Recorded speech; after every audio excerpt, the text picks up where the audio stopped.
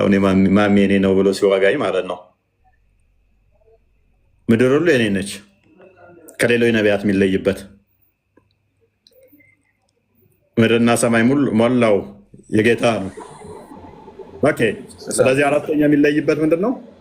ምድር ሁሉ የእሱ ነች። ረህመቱላህ እንኳን መጣ። ሰላም እንዴት ነህ? ጫጫታ አለ ድምፅ። ስድስቱን እስቲ መሐመድ ከሌሎች ነቢያት የሚለይበትን ንገረኝ። እሱም ቶና እንደዚህ ቀለምት ጥያቄ ጠይቀው ሰው አለ ገና ከመግባት ልታደርስ ነው። ኤኒዌይስ ስድስቱ መሐመድ የሚለዩበት እስቲ አንድ ስድስቱን መሐመድ ከሌሎች የሚለይበት። ለምን ሞት ታደርጋለህ? ጠየቀውን ተመለስክ መልስ። በታልቀስብን ድምፅ ጫጫታ። ኢየሱስ ፈጣሪ ነው።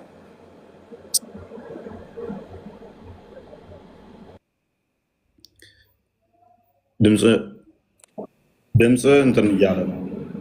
ጥያቄውን አታወራም ወይ? ጥያቄ አለኝ። ረህመቱላህ ይሰማል? ጥያቄ አለኝ። ይሰማሃል ወይ? ጥያቄው መልስ። ስለ መሐመድ ተምርሃል መስጊድ ውስጥ? ጥያቄ አለኝ። ስለ መሐመድ መስጊድ ውስጥ ተምርሃል? ስለ መሐመድ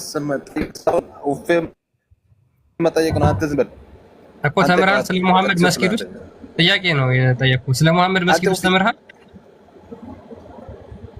አታወራም አንተ ሰውዬው። ስለ መሐመድ መስጊድ ውስጥ ምን ብለው ነው ያስተማረው? አሸባሪ እንደሆነ ነግረውሃል?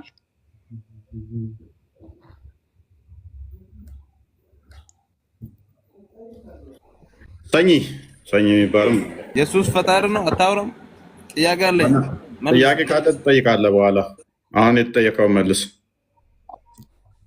ለምን ጠይቃለህ? አሁን መልሰኝ። ኢየሱስ ፈጣሪ ነው። አዎ አንተንም እኔንም መሐመድንም ማሰተኛውን ነብይን የፈጠረው ኢየሱስ ነው። አሁን ቶፒኩ ላይ ገባ። ያ እሺ የመረማም ያ እሱ የተወለደች እሷን ፈጣሪ ነው። ባንዳው የተቆጠለ ጥያቄ የጠየቀው ስለዋል። ኤኒዌይስ አንዴ ሚት አድርግ፣ በቃ ሚት አድርግ እና አዳም በደንብ አስተውሉ። መሐመድ በስድስት ነገሮች ከሌሎች እለያለሁ አለ። ስለዚህ የሚለይባቸውን ነገሮች አታወራም ወይ? አታወራም ወይ?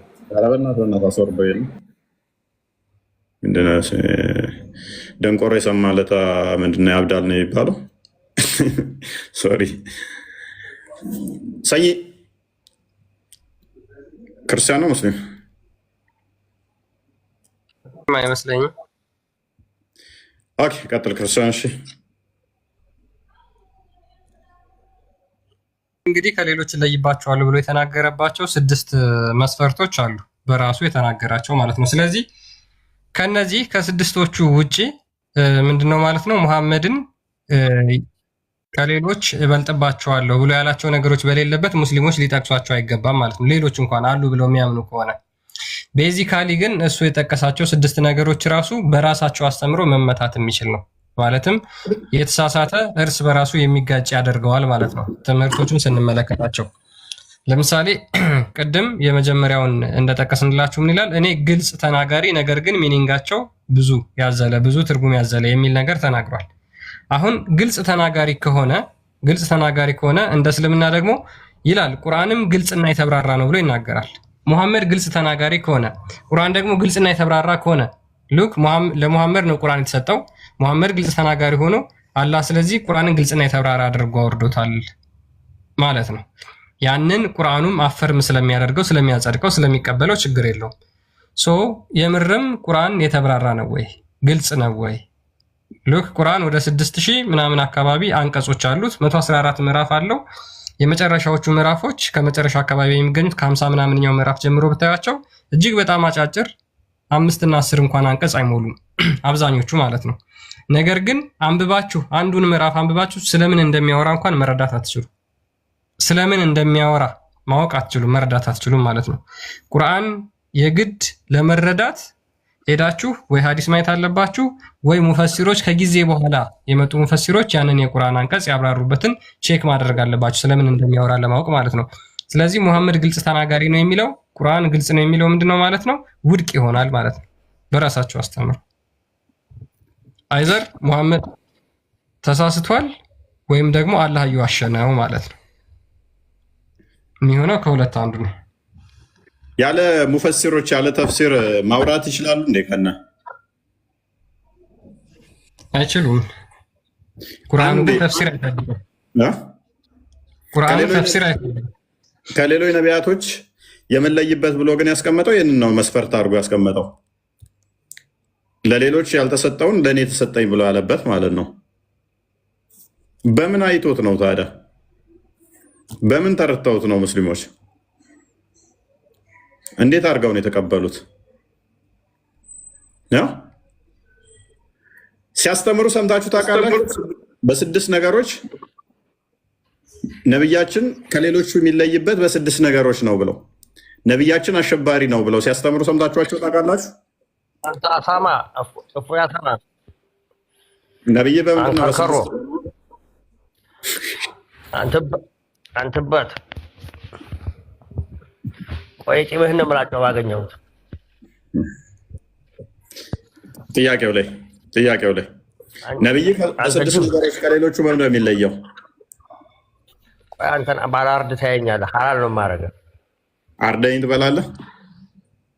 ኧረ ለውሻ ነው የምሰጠው አንገትህን። ይሄን የማይረባ አንገት ውሻ ማሳደግ በእስልምና ይቻላል እንዴ? ለውሻ ቆይ ያለው ነው ከክር አድርጎ ካልበሉህ አንተ ውሻ ከየት ታመጣለህ? ውሻ ካለ እኮ እንደ ነብይ መልአክ አይመጣልኝም ብለህ እኮ እንትን ትላለህ። አንተ ሬሳ ጥብቅ 10 ጊዜ የምታወራው በየቀኑ ዲያላ እንዲሁ ሆኖ ዲያላ ዋናው ጋር ቀርብ የሚሄደህ አካብት በቃ ሚዩት አድርግ። በቃ መልስ ከሌለ አይሻልም? ሚዩት አድርግ። ሼህ ሙልጭ ሼህ ሙሐመድ በመስጊድ ውስጥ ስትማሩ እኔ የተላኩት ለማሸበር ነው ብሎ እንዳስተማረ ነግሯቸዋል። መስጊድ ውስጥ እናንተ ጋር ኢልም ፈለጋ እኮ እንዳስተማሪ ነው እናንተ እኮ እሺ፣ መልስልኛ። የጥያቄን መልስ መልስ እስኪ። እፎይን እንደ አረፋ በግ ነው የማርደው ዘንድሮ ታየኛለህ። ቀጥላውን ወደ መልስ እሱ እኮ ይሄ ብሏል መሐመድ እዚህ ጋር የአሸባሪዎች አንዱ ስራ ምንድነው? ሰውን ማረድ ነው። ስለዚህ አንተ የሙሐመድ ተከታይ ነህ፣ ያንን ታደርጋለህ። እናንተን ረድ አድርጌ ቆይ እሰራላችኋለሁ። ለአንበሳ ነው የምሰጣቸው። ሙሐመድ እኮ ለአንበሳ ስጧቸው አይደል? በእስልምና ለአንበሳ ስጧቸው ሳይሆን ብሉ ነው የተባለው።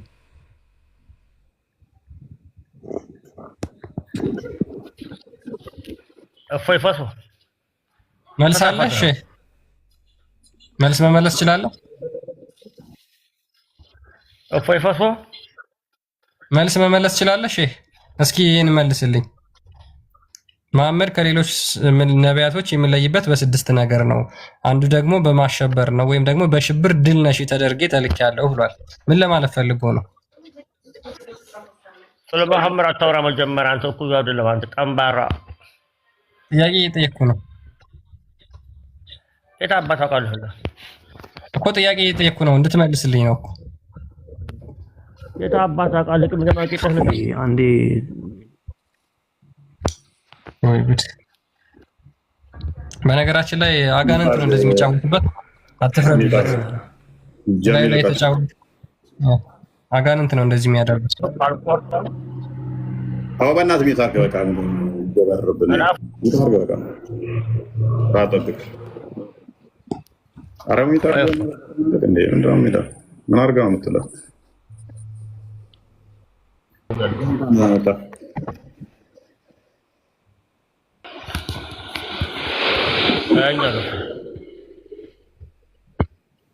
ጀሚል እንኳን ደህና መጣህ። ሚዩት ታደርጋለህ ወይስ ላስወጣህ? ሼህ ሙልጭ ሚዩት አድርግና አዳምጥ።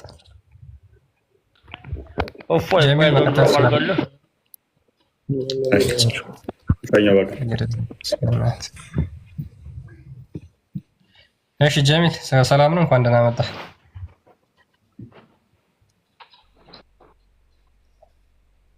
ይሰማል ጀሚል?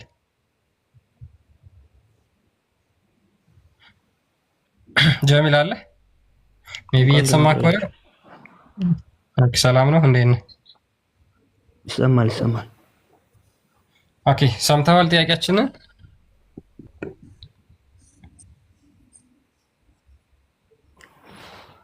ኔትወርክ ኦኬ መሐመድ ከሌሎች ነቢያቶች በምንድን ነው የሚለየው?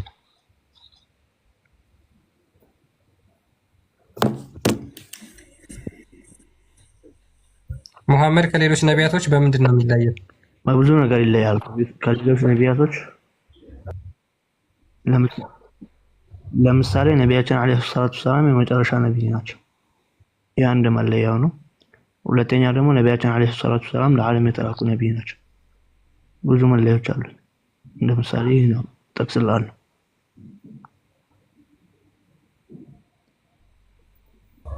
ኦኬ አይሰማም የምናገረው?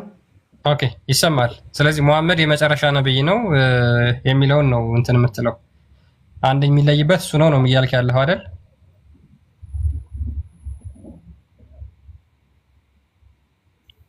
ጀሚል አዎ መሐመድ ከዚህ በኋላ ተመልሶ ይመጣል? አዎ ነቢያችን አለይሂ ሰላቱ ሰላም ለነብይ ባዕዚ ብለዋል። ከኔ በኋላ ነብይ የሚመጣ ነብይ የለም ብለዋል። ለዛ ነቢያችን አለይሂ ሰላቱ ሰላም የመጨረሻ ነብይ ናቸው። እሱ ተመልሶ ይመጣል። እሱ ነቢያችን አለይሂ ሰላቱ ሰላም ለዓለም የተላኩ ሌላ ነቢያቶች ለዓለም ኦኬ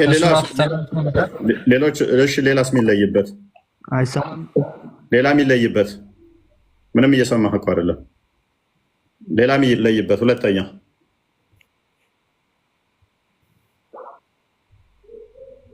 ለዓለም ነው የተላኩት። ሌላ የሚለይበት እሺ ለዓለም ነው የተላኩት። አይሰማም? እሺ ለዓለም ተላኩ።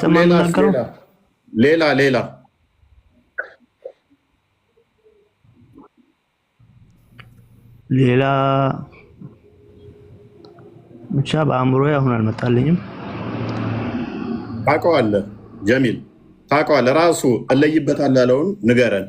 ለምን ሁለቷን ብቻ እንደምትጠሩ እናውቃለን። ጥሩት ሌሎቹ ነው የሚለይበትን ከሌሎቹ። ኦኬ አንተ ባልከው ልሄድልህና ሁለቱን ላፈርስልህ። ኢሳ ነብይ ነው። በነቢያችን አለይሂ ሰላቱ ሰላም ኢሳ ነብይ ነው ወይ?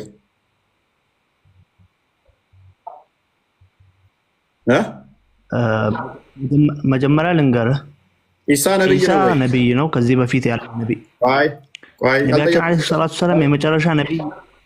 አዳምጠኝ፣ እያዳመጥከኝ ፓኒክ አታድርግ። አዳምጥ። ኢሳ ነብይ ነው አይደለም? ኢሳ ነብይ ነው አይደለም?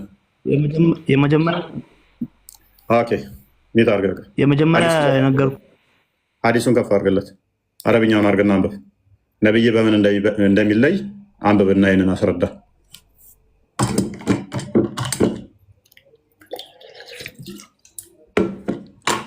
ኔትን አንሳና አንብበው ይሄንን ክፍል። በጣም ውሸታም ናቸው። ባይዘ አያችሁ፣ ከሌሎቹ የሚለይበት ኔጌቲቭ ሳይዶቹን ደበቃት ማለት ነው። ምን ያህል ውሸታም እንደሆኑ መልካም የምትመስለው ምንድን ነው? አሁን አዲሱን አንብብ። እኔ እኮ በሐዲስ ላይ አላፍሩም። በደንብ እያነበብኩ አዲሱን አንብብና ሲያስረዳ ነብይ የሚለይበትን ከሌሎቹ ነቢያት የሚለይበትን ነቢያችን አለይሂ ሰላም እንዲህ አሉ፣ ፉዲልቱ ዐለል አንቢያ ከነቢያቶች ተበልጫለሁ፣ ቢሲቲን በስድስት ነገር ማለት ነው። ኡዕጢቱ ጀዋሚዕ አልከሊም የንግግር አንድን ንግግር ሰብስቦ መናገርም ማለት ነው።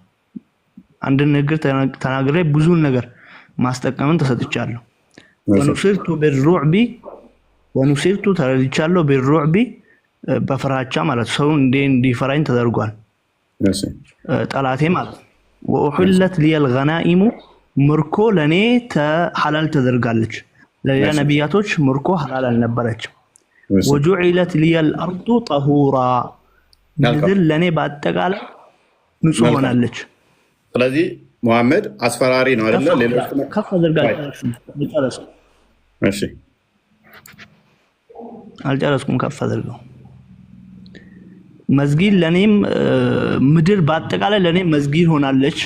ወኡርሲልቱ ኢለል ኸልቂ ወደ ፍጡሮች ተልኬያለሁ። ካፈተን በአጠቃላይ ወደ ሰዎች ተልኬያለሁ። ወኹቲመ ቢ አነቢዩና በኔም ደግሞ ነቢያቶች ተደምድመዋል ብለው የተናገሩበት ነው። እሺ ምንም ነገር የለም። መልካም አዳምጥ። እሺ የምታወጣበት ሙሐመድ ሰዎቹን አስፈራሪ ተደርጎ ነው የተላከው አይደለ? ሌሎቹን ሊያስፈራራ፣ ነቢያቶቹ ግን አይደሉም። እሱ አሸባሪ ሆኖ ነው የመጣው ከሌሎቹ። አሸባሪ ሚል አላየሁም። ብቻ ሌሎች እንዲፈሩኝ ተደርጊያለሁ ነው የሚለው። እንዲፈሩኝ ማለት ነው ማለት ነው ማሸበራል። ምክንያቱም ቁርአንህን ላይ የምታሸብሩበት ስለሚል። ስለዚህ ሌሎቹ ነቢያቶች እንደዚህ አግሬሲቭ አንተ እንደምትለው ማለት ነው። አንተ እንደምትለው ስለዚህ ሌሎቹ ነቢያቶች የዋህ፣ ትሁት፣ አዛኝ፣ ቅን አዳምጠኛ ነው ሆነው ሲመጡ እሱ ግን በኃይል ነው ማለት ነው። አስፈራሪ፣ አስደንጋጭ ምናምን ነገር ሆኖ አይደል? እሺ እፎይ አንተ እንደምትለው በአንተ በራስ የሙስሊም ኡስታዞች ይፈሩኛል ነው የምትለው? አልወጣኝም እኔ እያልኩ ያለው ስለ ነብይ የሙስሊም ኡስታዞች ስለ ነብይ አይደለም። እኔ ላስረዳህ እኮ ነው ላስረዳህ።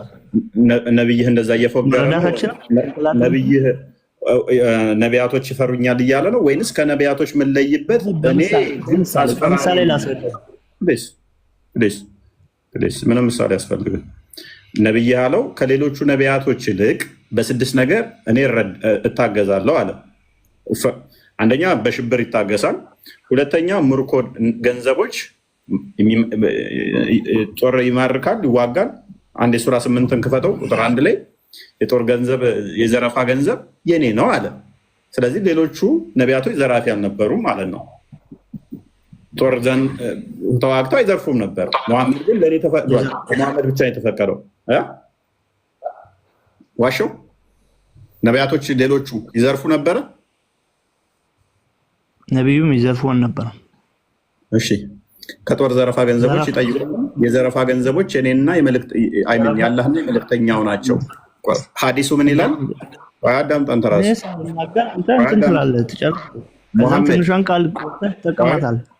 ሙሐመድ ከሌሎች ነቢያቶች አንድ የሚለይበት የዘረፋ ገንዘብ የሱ ስለሆነ አይደለም ነው። እኔ የምናገረውን ሳጨርስ ግማሽ ቃሌን እየወሰድክ አታውራ። ቀጥል። ሙሐመድ ከሌሎች ነቢያቶች የሚለየው የዘረፋ ገንዘብ እሱ ስለሚወስድ እየዘረፈ ስለሚወስድ ሌሎቹ ስለማይወስዱ ነው አይደለም? ገኒማ ብሎ ማለት ሙርኮ ነው። አሁን ስለዚህ ስለ ገኒማ ካወራ ማለት ነው ጦርነት ይደረግና ከጦርነት በኋላ የሚወሰድ ነገር ነው። የጦር ዘረፋ ገንዘቦች ምክንያቱም የደረጋቸው ይዘርፋል፣ ከዛ ወዲያ ንብረታቸውን ተወስዳለህ። ዘረፋ ብቻ ብለህ ካልከው ሰው የሚረዳው እየሄድክ እየሰረክ ምናምን ከሰው ነጥቀህ እየወሰድክ ነው። ይህ ትክክለኛ ጦርነት ይሻላል። ይህንኛው ሄደህ ትወጋቸዋለህ፣ ትዘርፋቸዋለህ፣ ትገላቸዋለህ። ከዛ ወዲያ ንብረታቸውን ተወስዳለህ። በባሌም በቦሌም አዳምጥ ጦርነት አይደለም ይለኛል እና ታዲያ የጦር ዘረፋ ገንዘብ ማለት ሮም ሄዶ ሲወጋ፣ ቱርክ ሄዶ ሲወጋ፣ ሲሪያ ሄዶ ሲወጋ እንትን ዳቦ ሊሰጣቸው ነው ወይንስ ዳቦ ሊወስድባቸው ነው? ኤኒዌይስ በደንብ አስተውል። ያንን ሄዶ ወቅቶ ንብረት መውሰድ ለሌሎች ነቢያቶች ተፈቅዶ ነበር? ሌሎች ነቢያቶች ሲያደርጉት ነበር? በሌሎች ነቢያቶች ዘንድ ከሰማይ እሳት የዘረፉትን ከሰዎች የዘረፉትን ገንዘብ ከሰማይ እሳት መታ ተወስደው ነበር። ኦኬ ከሰማይ እሳት የዘረፉትን ማለት ነው። የሆነ ቦታ ይሰበሰብና ማስረጃ አሁን እሳት መታ ከሰማይ እንደምትወስደው አሁን ልጠቅስልህ አልችልም። ነገር ግን መጨረሻ ላይ አመጣልሃለሁ አውጥቼ ማለት ነው ጥቅሱ። ኦኬ ወደ አላህ ጋር ነው እዛው የምትሄደው እንትማ እሳት ትበላዋለች ይላል ይዛው እንደምትናጋ። ኦኬ የተዘረፈውን ኦልራይት። ስለዚህ ለሙሐመድ ግን ያንን የተዘረፈውን ደግሞ ሙሐመድ ለሌሎች ነቢያት ያልተሰጠ እሱ የተዘረፈ ንብረት ይወስድ ነበር። ስለዚህ ሙሐመድ ከሌሎቹ ነቢያቶች ምርጥ እንዲሆን ያደረገው ይህንን የተዘረፈ ስለሚወስድ ነው ማለት ነው። የተበለጠበት ነገር ከሌሎች ነቢያቶች የተበለጠበት ነገር ከሌሎች ነቢያቶች የሚበልጥበት ይህንን ንብረት ስለሚወስድ እሱ የበላይ ሆኗል። አላህ ሱብሓነሁ ወተዓላ እነሱ መርጦት ከሌላ ነቢያቶች መርጦ ይህም ወርቆ እንዲወስድ አድርጎታል። ኦኬ። ስለዚህ ንብረት ዘርፎ መውሰዱ እኔ የበላይ እንኳን ሌላ ነቢያቶች አይወስዱም ነበር፣ እሱ ደግሞ ይወስድ ነበር። አላህ ለነቢያችን ዓለይሂ ሰላቱ ሰላም ሰጣቸው፣ ለሌላ ነቢያቶች ግን እሳት እንድትበላ አደረገ። ይህ ነቢያችን ዓለይሂ ሰላቱ ሰላም ካስበለጠበት ነገር ውስጥ እሳት የምትበላው እኔ መስዋዕቷን ነው የማውቀው እንጂ የተዘረፈ ንብረት እሳት ትበላዋለች የሚለው አይደለም። እሳት የምትበላው መስዋዕት ምን አልከኝ? መስዋዕት እሳት የምትበላው ሱራ 3:181 አካባቢ ከሰማይ እሳት ወርዳ የምትበላው። ኤኒዌይስ ሐዲቱን መጨረሻ ላይ አመጣላለሁ አሁን ከምንቆረጥ አለ ይያለሽ። ስለዚህ ከዚህ የምንረዳው ምንድነው እሱ ስለዚህ መሐመድ የበላይ የሆነው ንብረት ሄዶ የሆነ ነገር እንትን ካወጋ በኋላ ያንን ንብረት ይወስዳል። ኦኬ፣ ንብረት ብቻ ነው የሚወስደው ወይንም ሴቶቹንም ሲዘርፍ መውሰድ ይፈቀድለታል? ሲወስድ አሁን በሌላ በየትኛውም ጦርነት ባሪያ ነው የሚደረጉት። ባሪያን ደግሞ መገናኘት ይችላል። ባሪያን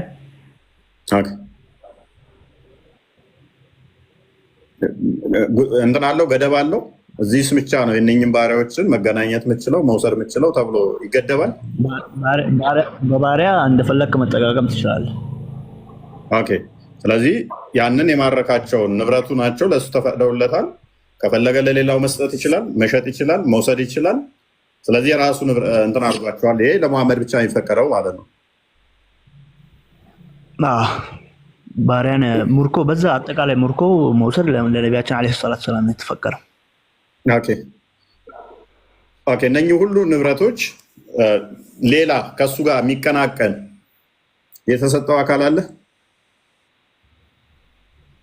ማለት እንደዚህ ባሪያዎችን መውሰድ ንብረት መውሰድ ለሌላ ነቢያቶች አልተሰጠም። ይሄ ስለዚህ መሐመድ ብቻ ነው ጦርነት ብሎ እነኛ ላይ የተዘረፉትን ሴቶቹንም ከሆነ እንትኖቹን ለራሱ ብቻ ነው የሚያደርጋቸው ወይንስ በኋላ ይሰጣቸዋል? የፈለገውን ይከፋፈላሉ በሰሃቦች ዘንድ። ኦኬ፣ እሱ ነው ደስ እንዳለው የሚሰጠው ማለት ነው። ግን የራሱ ንብረት ነው። ነቢያችን ዓለይሂ ሰላቱ ሰላም ይህን ወስደው ያካፍሉት ነበር እኮ። እንደፈለጉ መስጠት ይችላሉ። ምክንያቱም እነኛ በራሳቸው ዝም ብለው የሚወስዱ ከሆነ የመሐመድ ነው ተብሎ አይነገርለትም። የሳባዎቹም ነው ተብሎ እንጂ የሚነገረው እንትን አለው፣ ገደብ አለው። አንድ ፈረሰኛ የሚወስደው የተቀመጠ ህግ አለ። ሲጀመር ፈረሰኛ ፈረስ ያለው ፈረስ የሌለው ምን ያህል እንደሚወስድ ፈረስ የሌለው ምን ያህል እንደሚወስድ የተቀመጠ ህግ አለው። በዛ ህግ መሰረት ይከፋፈላል። ባኑ ቆንቋይ እንትን ላይ ነው። ለምሳሌ ምንም አልሰጣቸውም፣ ራሱ ነው የወሰደው። ምክንያቱም ፈረሳችሁን አላስጋለባችሁም፣ ምንም እንትን አልተሳተፋችሁም፣ አላህ ነው የረዳኝ ብሎ ምንም ነገር እንዳለ ንብረታቸውን፣ ቴምራቸውን፣ ዛፎቻቸውን እሳት የለቀቀባቸው የምን ጦርነት ነበር? ክርስቲያን ተሰውሰኛው አይጨርስ ነቢያችን ዓለይሂ ሰላቱ ሰላም የትኛውንም ጦርነት የትኛውንም የተካሄደ ጦርነት ለራሳቸው ብቻ ወስደው የበሉበት የለም። አላቸው ፈረስም አላስጋለባችሁም፣ ምንም እንትን አላላችሁም፣ እሱ አይመለከታችሁም ነበር ያላቸው እሱ ነው። ብቻ ወደ ዋናው እንመለስና ስለዚህ አንደኛው ያንን በጦርነቱ ምክንያት የተዘረፉትን ይወስዳል፣ ሴቶቹንም እሱ እንደልቡ ይወስዳል። ለሌሎች ነቢያቶች አልተሰጡትም።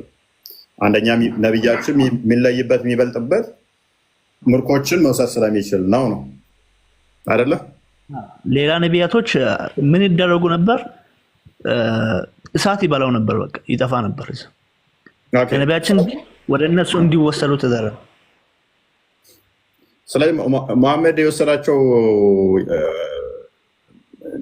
ይታወቃል። ምን ያህል ንብረት እንደወሰደ፣ ምን ያህል በዘረፋ ጦርነት ላይ ምን ያህል እንደወሰደ፣ ምን ያህል ሴቶች እንደወሰደ ይታወቃል በቁጥር። እኔ አላውቅም ምን ያህል እንደሆነ። ስለዚህ እነሱ ሴት ባሪያ ማርያተል ቂብጢ እንዳለቻት ነው የማውቀው። በጣም ብዙ አላቸው። የቤት አገልጋይ አለች፣ ልብስ ምሰፋ አለች፣ የምታስተናግድ ብዙ አለች። ነው የማውቃቸው እንኳን የተጠቀሱ ማለት ነው። እሱን እንተውና ለጊዜው ግን አንተ ያው ባሪያውን መገናኘትም ይችላል። ማንም የከለክለው የለማ። ባሪያ መገናኘት ለነብዩ ብቻ የሚፈቀደው ወይንስ ለማንኛውም ሙስሊም ይፈቀዳል? ለማንኛውም ሙስሊም ባሪያውን መገናኘት ይፈቀድለታል፣ ለነብዩ ብቻ አይደለም። ስለዚህ አራት አግብቶ እንኳን 2ም 3ም 4ም ባሪያ መገናኘት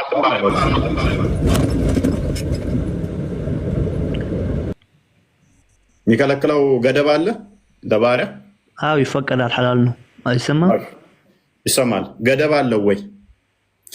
ለምሳሌ 4 አገባ ሰውየው የለም 100ም 1000 መገናኘት ጠይቀኛል። ሙሸማቅበት መስሎ ነው እንዴ? አለ ምንም አልሸማቅ 1000 ቢሆን ገደብ የለውም?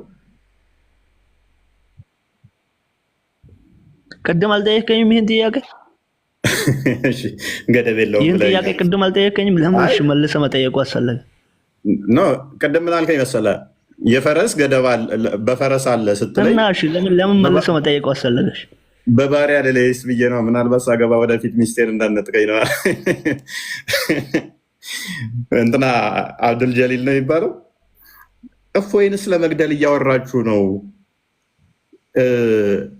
ሚስቱን ግን አስባችሁበታል? ማን ነው የሚወስዳት ሚስቱን? ንብረቱን እንዴት ነው የምትከፋፈሉት ብሏል።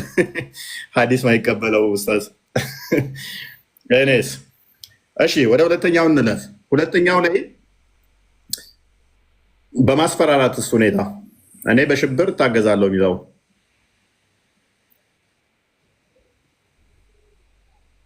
ከሌሎች ነቢያቶች የሚለይበት ሰማለሁ። በዚህ አንስተህ እኮ ነበር ያሁን ሁሉ ጥያቄ ጠየቀኝ። አይ ህብረት ዘረፋ ነው።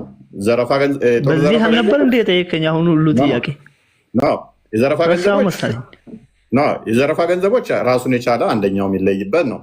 ሁለተኛው ደግሞ ምንድነው? እሱ ትሰማኛለህ፣ በሌሎች ነቢያት ያልተሰጠን በሽብር እታገዛለሁ የሚለው ነው።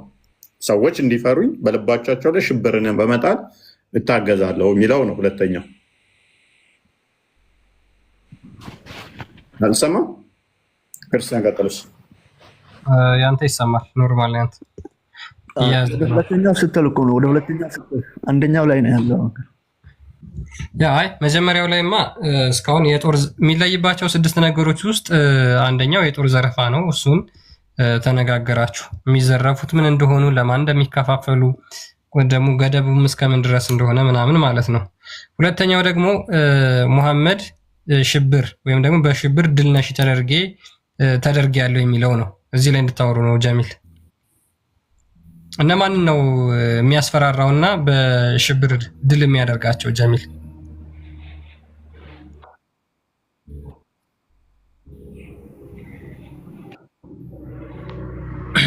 ጀሚል ይሰማል? አይሰማም? ኔትወርክ ያቆራረጠ ነው መሰለኝ። አይሰማም? አሁን ጥሩ ነው የሚሰማ ከሆነ ይሰማል። እኔ ይሰማል። ኦኬ። አይ በሽብር ድል ነሽ ተደርጌያለሁ ወይም በጠላቶች ልብ ውስጥ እነሱን ለማሸበር ተልኬያለሁ ነው ያለው አይደለ? እነማንን ነው የሚያሸብረው? እነዚህ በሽብር ድል ሽብር አይደለም እንድፈራ ተደርጋለሁ ነው የሚለው ሐዲሱ እንደሚለው ከሆነ። አይ ቁርአኑ ልብ ላይ እንድፈራ ተደርጋለሁ የምታሸብሩበትን ብሎ ስለሚናገር እነዚህ የሚፈሩበት እነማንን ነው የሚያስፈራራበት? እሺ ችግር የለው። ጠላቶች እንዲፈሩኝ ተደርጋለሁ። ኦኬ። እነዛ ጠላቶች እነማን ናቸው? የነቢዩ ጠላት በአጠቃላይ። ኦኬ። ለምሳሌ አይሁዶችና ክርስቲያኖች የሙሐመድ የእስልምና ጠላት ናቸው? ጠላት ናቸው። ስለዚህ እነሱን በማስፈራራት ተልኳል ማለት ነው። ወይም ደግሞ እነሱን ሽብር በመንዛት ማለት ነው።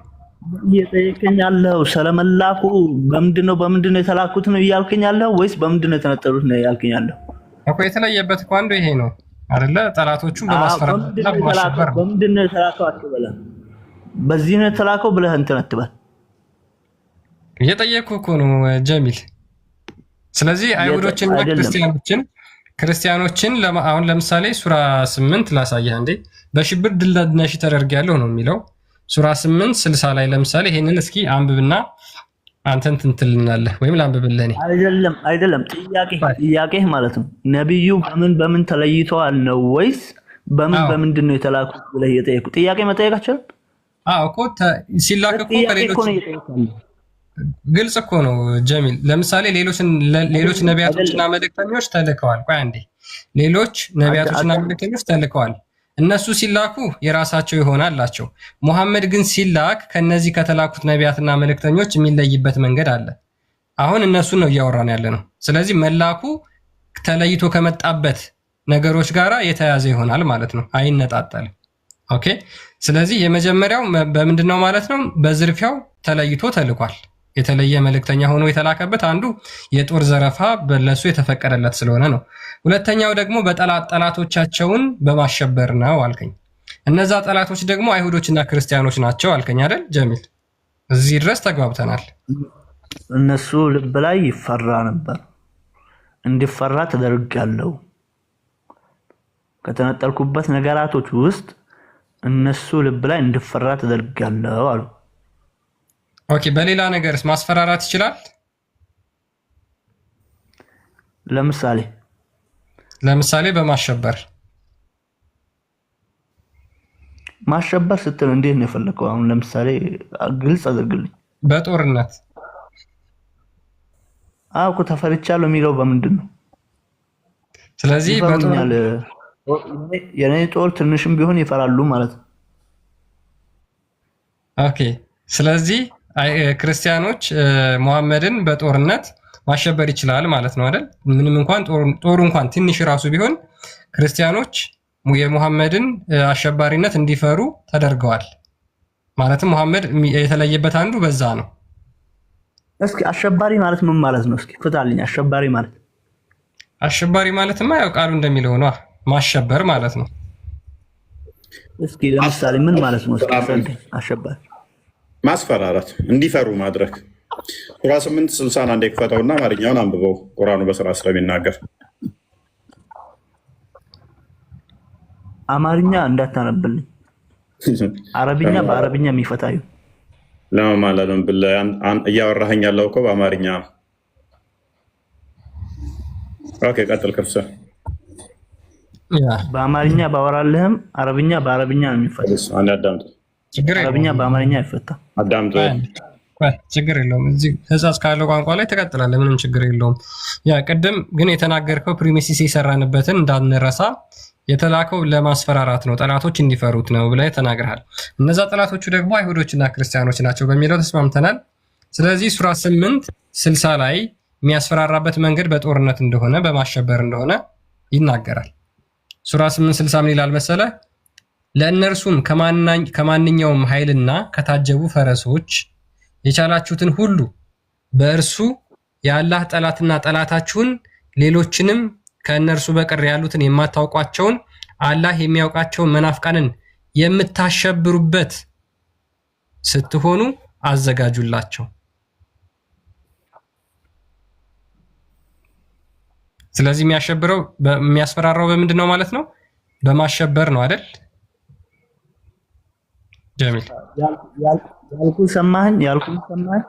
ያልኩን ሰማኸኝ? ቁርአን በአረብኛ ተገልብጦ የአረብኛው ትርጉም ካለ አምጣ። ማሸበር ማለት ምን ማለት ነው ብዬ ጠየቅኩ፣ አልመለስክልኝም። ይሄው የተለያዩ የጦር መሳሪያ ማሸበር ማለት ሄዶ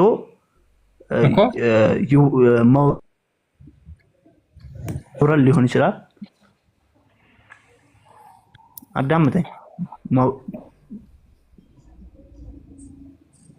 አይ ቲንክ ኔትወርክ ይሰማል። ቀጥል። ቆይ ጀሚል፣ እነዚህን የጦር መሳሪያዎችና የታጀቡ ፈረሶችን የሚያዘጋጀው ለምንድን ነው?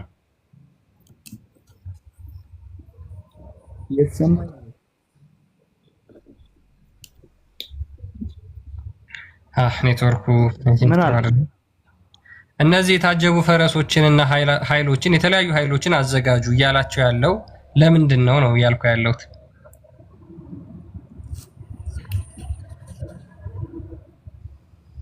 አይታወቅም።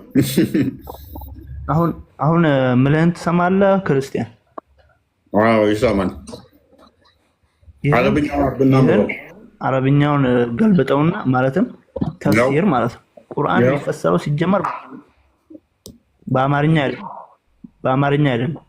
ያው ተከፍቶልሃል፣ አታልቅስ።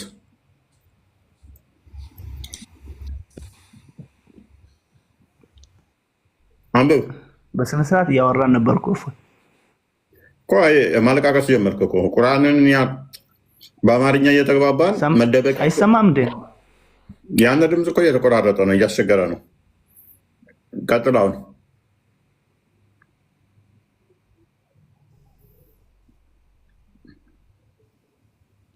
ማሸበር የሚለውን ቃል የሚፈታልን አረብኛው ነው። ቀጥል፣ አንብብ። ይሰማኛል። ማሸበር የሚለው ቁርአኑን አይቻለሁ። እዛም እኮ ነበረ የቀየረው ነገር የለም እኮ።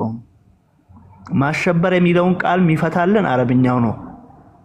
ማሸበር ማለት ምን ማለት ነው? አሁን ተፍሲር ገብተህ ብታይ ማሸበር የሚለውን ቃል እዛ ላይ ይፈታል። ከፍቼ እልሃለሁ ጀሚል፣ የሚታይ ከሆነ አረብኛውን ከፍቼ እልሃለሁ። ከዚህ ውስጥ ማሸበር የሚለው ቃል የትኛውን የአረብኛው ቃል እንደሚወክለው አብራራለሁ። ወአዒዱ ለሁም መስተጣዕቱም ሚን ቁወትን፣ ከአቅም የሆነ የቻላችሁትን ያህል አዘጋጁላቸው። ወሚን ሪባጢል ኸይል፣ ከፈረስ በሉላቸው አዘጋጁላቸው። ኦኬ አንድ አዘጋጅ። የምታስፈራሩ ስትሆኑ ማለት ነው። እሺ የምታስፈራሩ ስትሆኑ፣ እሺ ማለት ማስፈራራት ማለት ነው። ችግር የለውም። ቢሂ በሱ የምታስፈራሩ ስትሆኑ አዱው ወላሂ አላህ አዘጋጁላቸው። አዱው ወላሂ አላህን ጠላትና ወአዱወኩም የእናንተን ጠላት የምታስፈራሩ ስትሆኑ አዘጋጁላቸው ይላል። ምንድን ነው የሚያዘጋጁላቸው? እንዲህ ነው የሚለው። ምንድን ነው የሚያዘጋጁት? አቅም፣ ፈረሶች፣ ፈረሰኞች። ኦኬ የምታስፈራራበት አቅም፣ ፈረስ። ኦኬ ተስማማን። ክርስቲያኖችን የምታስፈራሩበት ለመዋጊያ ኃይል የታጀቡ ፈረሶችን ታዘጋጃለህ አይደል?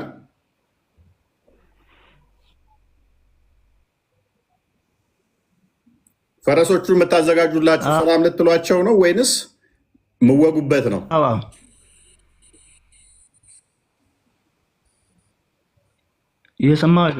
ፈረሶቹ የምታዘጋጁበት ልታሸብሩበት ነው ወይንስ ሰላም ልታደርጓቸው ሰላም ልትሉበት ነው?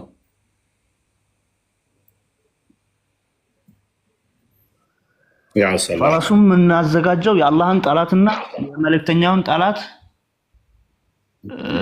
ልንዋጋበት። ክርስቲያኖች ያላትና የመልእክተኛው ጠላት ወይ ናቸው?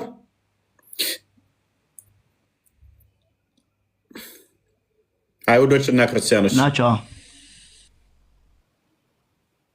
ናቸው። ስለዚህ ክርስቲያኖች እና አይሁዶች የምትዋጉበትን የአላህ ጠላት ናቸው። ስለዚህ ክርስቲያንና አይሁዶችን ለምወጉበትን ታዘጋጃላችሁ። አዎ ይሄ ደግሞ ለሌሎቹ ነቢያት ያልተሰጠ ለሙሐመድ የተሰጠና ሙሐመድ እናንተን ያስተማረው ነው አይደለ? የሚያስፈራራበት አስፈራሪ ሆኖ ለሌሎቹ ነቢያት አልተሰጠም አይደለም። ይሄ ሐዲስና ያ ሐዲስ አይገናኝም። ምንም አይገናኘው። ያኛው አስፈራሪ ነኝ አለ። ሙሐመድ ደግሞ እናንተን የምታስፈራሩበት አዘጋጁ ብሎ አዘዛችሁ። የእሱን ትከተላላችሁ አትከተሉ? ያ ነቢያችን ዓለይሂ ሰላቱ ሰላም ያሉት በካፍሮች ልብ ላይ እፈራ ነበረ ነው ያሉት። ሌላ ነቢያቶች ደግሞ እንደ ነቢያችን ዓለይሂ ሰላቱ ሰላም ይፈሩ አልነበረም እንጂ ጦርነት ይከፍቱ አልነበረም አይደለም። ሱረቱል በቀራ ላይ ነቢይ ጦርነት እንዲያደረገበትን ይናገራል። ማለት ነቢያት ጦርነት አያደርጉም ለማለት ከፈለክ ማለት ነው ከካዲያኖች ጋር እና ምን አገናኘው? ነቢያት ሙሐመድ ጦርነት አድርጓል አላደረገም? አድርጓል።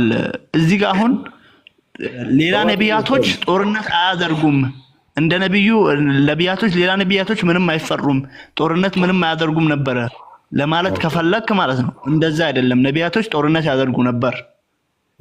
ነገር ግን ነቢያችን አንተ ያልከው ምንድን ነው? መሐመድ እኮ የሚለይበት እኮ ነው ለሌሎች ያልተሰጠ፣ እሱ ግን የሚያስፈራና የሚያሸብርበት ነበረ። እናንተን ደግሞ ተዘጋጁ አላችሁ አይደለም? ያላን ጠላቶች የምትዋጉበት የታጀቡ ፈረሶች ኃይል አዘጋጅ አለ። ኃይል ማለት መሳሪያ ሊሆን ይችላል፣ ጩቤና ቢላም ሊሆን ይችላል፣ ፋስና መጥረቢያም ሊሆን ይችላል። ያላ ጠላት ናቸው ብለህ የምታስበውን እነሱ የምትገልበትም የምትዋጋበትን አዘጋጅ አለ አይደለም? እነኛ ያላ ጠላት የሚባሉት ደግሞ እነን ሙስሊም የሆኑ ናቸው አይደለ? ሙስሊም ያልሆኑ ናቸው። ሙስሊሞች ናቸው ወይም ክርስቲያን ወይም አይሁዶች ወይም ሌሎችና ሃይማኖት ነው አይደለ? አይደሉም አልኩ እኮ ሙስሊሞች አይደሉም፣ ክርስቲያኖች ወይም አይሁዶች ይሆናሉ። ስለዚህ እነኝን የምታስፈራራበት የምታሸብርበት ይህን ያገኝ እናንተ ታላችሁ። በደንብ አስተውል። ነቢያቶቹ ማይፈሩ ከሆነ እናንተ ግን የምታስፈሩበት የተሰጣችሁ በመሐመድ ነው አይደለም? መሐመድ ስለተከታተላችሁ አይደለም? የምታስፈራሩበት ነው የሚለው ይህ ማለት ነው። ይህ የምታስፈራሩበት ነው። ያ በመፈራት ተረድቻለሁ ነው የሚለው እኮ። ይሄንኛ እንዱ ተዘጋጅታ ብቻ ሐዲሱ ጋር ምን አገናኘው? ይህ ቁርአን ከሐዲሱ ጋር ምን አገናኘው? ይሄንኛው ተፈርተ ብቻ ነው የምትቀመጠው ወይንስ ጠላት እንደገና የምትዋጉበትንም ተዘጋጁላቸው ነው የሚለው?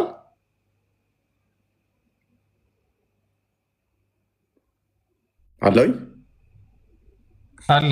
በጣም እያስቸገረ ነው። ይሰማል ወይስ? አይ ቲንክ አንተ ነው ያስቸገረው ይመስለኛል። ጀሚል ሜቢ የሚሰማ ከሆነ አንድ ጥያቄ ብቻ ልጠይቅህና ከዛ በኋላ ወይ ኔትወርክን አስተካክለን እንደገና ትመለሳለህ። እነዚህ የታጀቡ ፈረሶችን የሚያዘጋጁት ለምንድን ነው? አንድ ቃል የመለስኩትን ሁለተኛ ለምን ትመልሳል? ከሐዲሱ ጋር አይገናኝም ስላልክ ነው። በቀጥታ ከሐዲሱ ጋር የሚገናኝ ነው። ሙሐመድን የሚፈሩበት ምክንያት ምን እንደሆነ እዚህ ጋራ ተነግሯል። ምክንያቱም አላህ ሙሐመድን እዚህ ጋራ በምን ሊፈሩት እንደሚችሉ ትዕዛዝ ስለሰጠው ማለት ነው።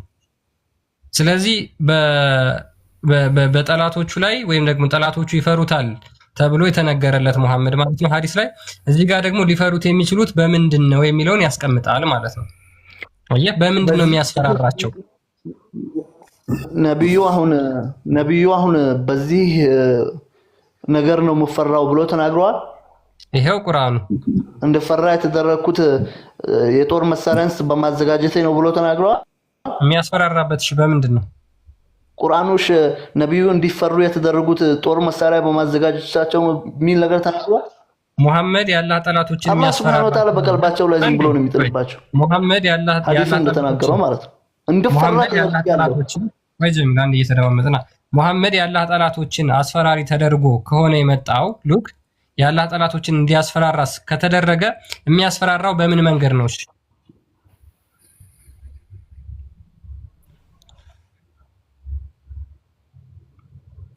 በምንድን ነው የሚያስፈራራቸው? በጣም ይቆራረጣል። በቃ ኔትወርክን አስተካክልና ቀጥል። ሰልማን አሁን ያ ሐዲስ የሚለው አንድ አስተካክልና ቀጥል።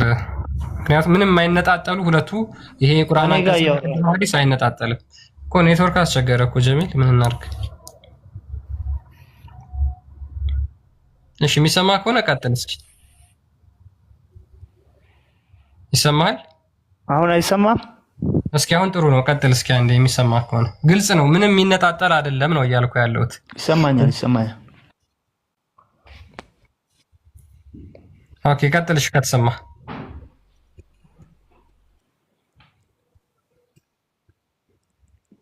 ኦኬ አይ ቲንክ በቃ በጣም አስቸጋሪ ሆነ። ኤኒዌይስ ግን ግልጽ ነው ሐዲሱ ላይ ጠላቶቹ እንዲፈሩት ወይም ደግሞ ጠላቶቹን ማሸበር እንዲችል አድርጎ እንደተላከ ነው የሚናገረው። ከሌሎች ነቢያቶች ደግሞ የሚለይበት በዛ ነው።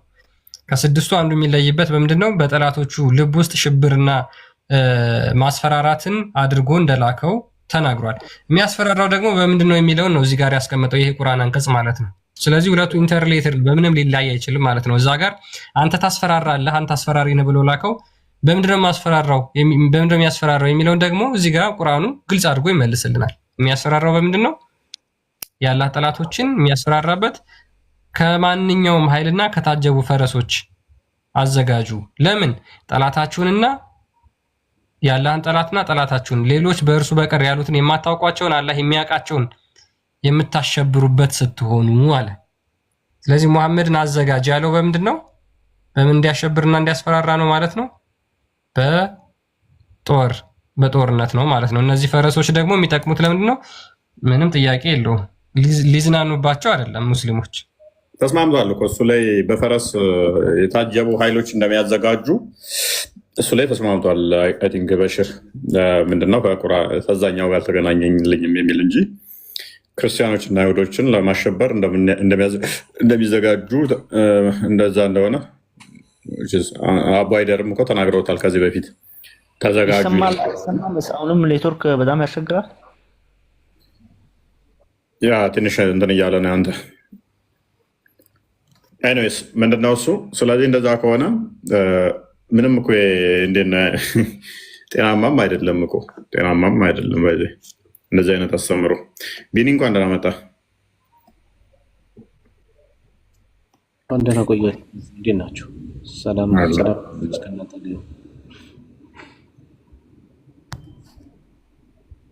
ቆስጠንጢኖስ ቅድም ሰላም ብዬዋለሁ ይመስለኛል አለ።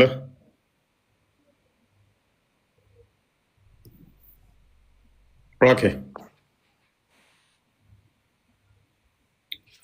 ስለዚህ በደንብ አስተውሉ፣ በደንብ ታዘቡ። ክፍሉ በግልጽ ነው የሚያሳየው ሙሐመድ ከሌሎች ይለይበታል ተብሎ የመጣው ነገር አንድ አካል ከሌሎች የምንለየው አሸባሪ ስለሆንኩ ነው ማለት ጤናማ ነው ብዬ አላስብም። ሌሎች ነቢያቶች አይፈሩም፣ እኔ አስፈሪ ነኝ። ስለዚህ ከሌሎች ነቢያቶች እበልጣለሁ። እናንተም ደግሞ የአላህን ጠላቶች እና የኔን ጠላቶች የምታሸብሩበትን አዘጋጁ ኃይል። ቢላ የሚዘጋጅልህ በየቦታው አርሲ ላይ ቢላ ተዘጋጅቶላችሁ ለዘመናት አሁን እየታረደ ያለው ለዚህ ነው። አሁን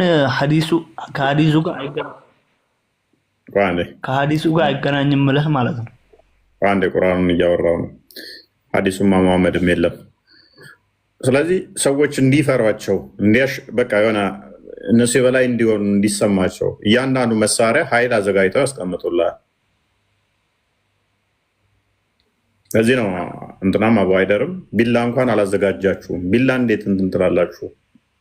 ተዘጋጁላቸው ተብለናል እኮ መዘጋጀት አለባችሁ ብሎ ከዛሬ ስንት ዓመት በፊት የሰበከው ያው ፍሬ አፍርቶለታል። በየቀኑ 20-30 አርሲ ላይ ይታረዳል። አሁን ሰሞኑን እንደውም ሀጂ ቱፋ ሄዶ ሰፊ ቦታ ወስዷል።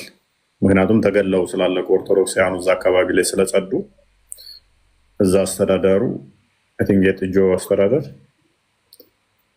መሬት ሰጥቷቸዋል ማለት ነው። ቅድሚያ ሰውን ያጸዱታል፣ ከዛ መሬት ይወስዳሉ። አካሄዱ እንደዚህ ነው።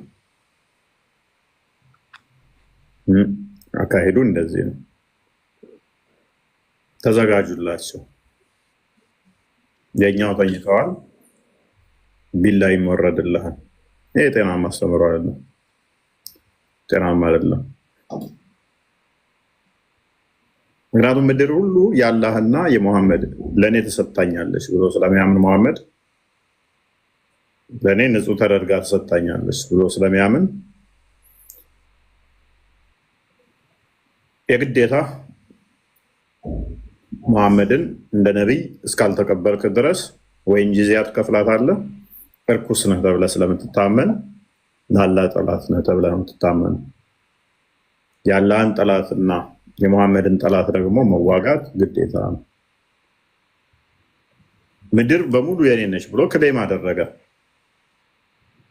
አንተ ያለህበት ቤትህ የኔ ነች። ምድር ሙሉ የኔ ነች ሲል ምንድን ነው የፈለገበት? ሰለላሁ ዐለይሂ ወሰለም ምንድነው የፈለጉበት? ምድር ሙሉ የኔ ነች ሲሉ በሁሉም የሱ ከሆነ ትገብርበታለህ። በቃ ገዝቻታለሁ ነው ትገብርበታለህ። በቃ ይዋጋሃል። የትኛውን ቦታ ብትሆን አይደለም ገዝቻታለሁ ነው። አልወጣኝም። አንተ የምታስበው ገብቶኛል። ምድር ሁሉ የኔ ነች። ምድር ሁሉ እንደተሰጠችው በሰሜንም በምዕራብም በደቡብም እኔን እንደ ነብይ ሊቀበሉ አላህን ሊገዙ ግዴታቸው ነው። ስለዚህ እስከዛ ድረስ ዋጋቸዋለሁ ነው። እሺ ኢየሱስን ፈጣሪ ነው ብሎ መቀበል ምድር ላይ ያለ ሰው ሁሉ ግዴታ አይደለም? እሱ ግዴታ ነው። ነገር ግን ሄደህ እንድትዋጋቸው አያዝህም። መጽሐፍ እሺ ገሃነም እንደሚገቡ ኢየሱስን ያልተቀበሉ አካላቶች አይናገርም? እሱማ ይናገራል። የትኛውን ቦታ ላይ ካልተቀበል ገሃነም ትገባለህ። ያ ማለት ግን እኛ ምድር የኢየሱስ ነች ብለን አንተን ግብር ልናስገብርህ፣ ሰራዊት እያዘጋጀን ልናሸብርህ፣ እንደዚህ ካላልክ እንደዚህ እናደርግሃለን እያልን ልናሸብርህ አልተፈቀደልንም። በምድር ላይ እንደኔ ከኔ እኩል ዝናብ ይወጣልሃል፣ ከኔ እኩል ፀሐይ ይወጣልሃል፣ ከኔ እኩል በገንዘብ ከፈለግሳክሰር መኖር ትችላለህ። ስለዚህ ምድር የከሌን አንተ አይፈቀድልህም፣ አንተ እንደዚህ ነህ የምትባለው የለም። ደምህም ህይወትህም ዋስትናህም የተጠበቀ ነው። ከኔ የእናንተ አሁን አንተ በአእምሮ ብናየው ከኛ የባሰ ነው። ለምን እናንተ ምንድነው የምታጸድቁት? ምድራዊን አታጸድቁም። ነገር ግን ዋናው ቀጣይ ዓለም ላይ ያለውን ዋናውን እያጸደቃችሁ ነው፣ እሳትን ማለት ነው። ምድራዊ ቀላል ነው፣ ምንም በ3 ቀን በ4 ቀን የሚታለፍ ሊሆን ይችላል። ነገር ግን ምድር ላይ ኢየሱስን ያልተቀበለ በአጠቃላይ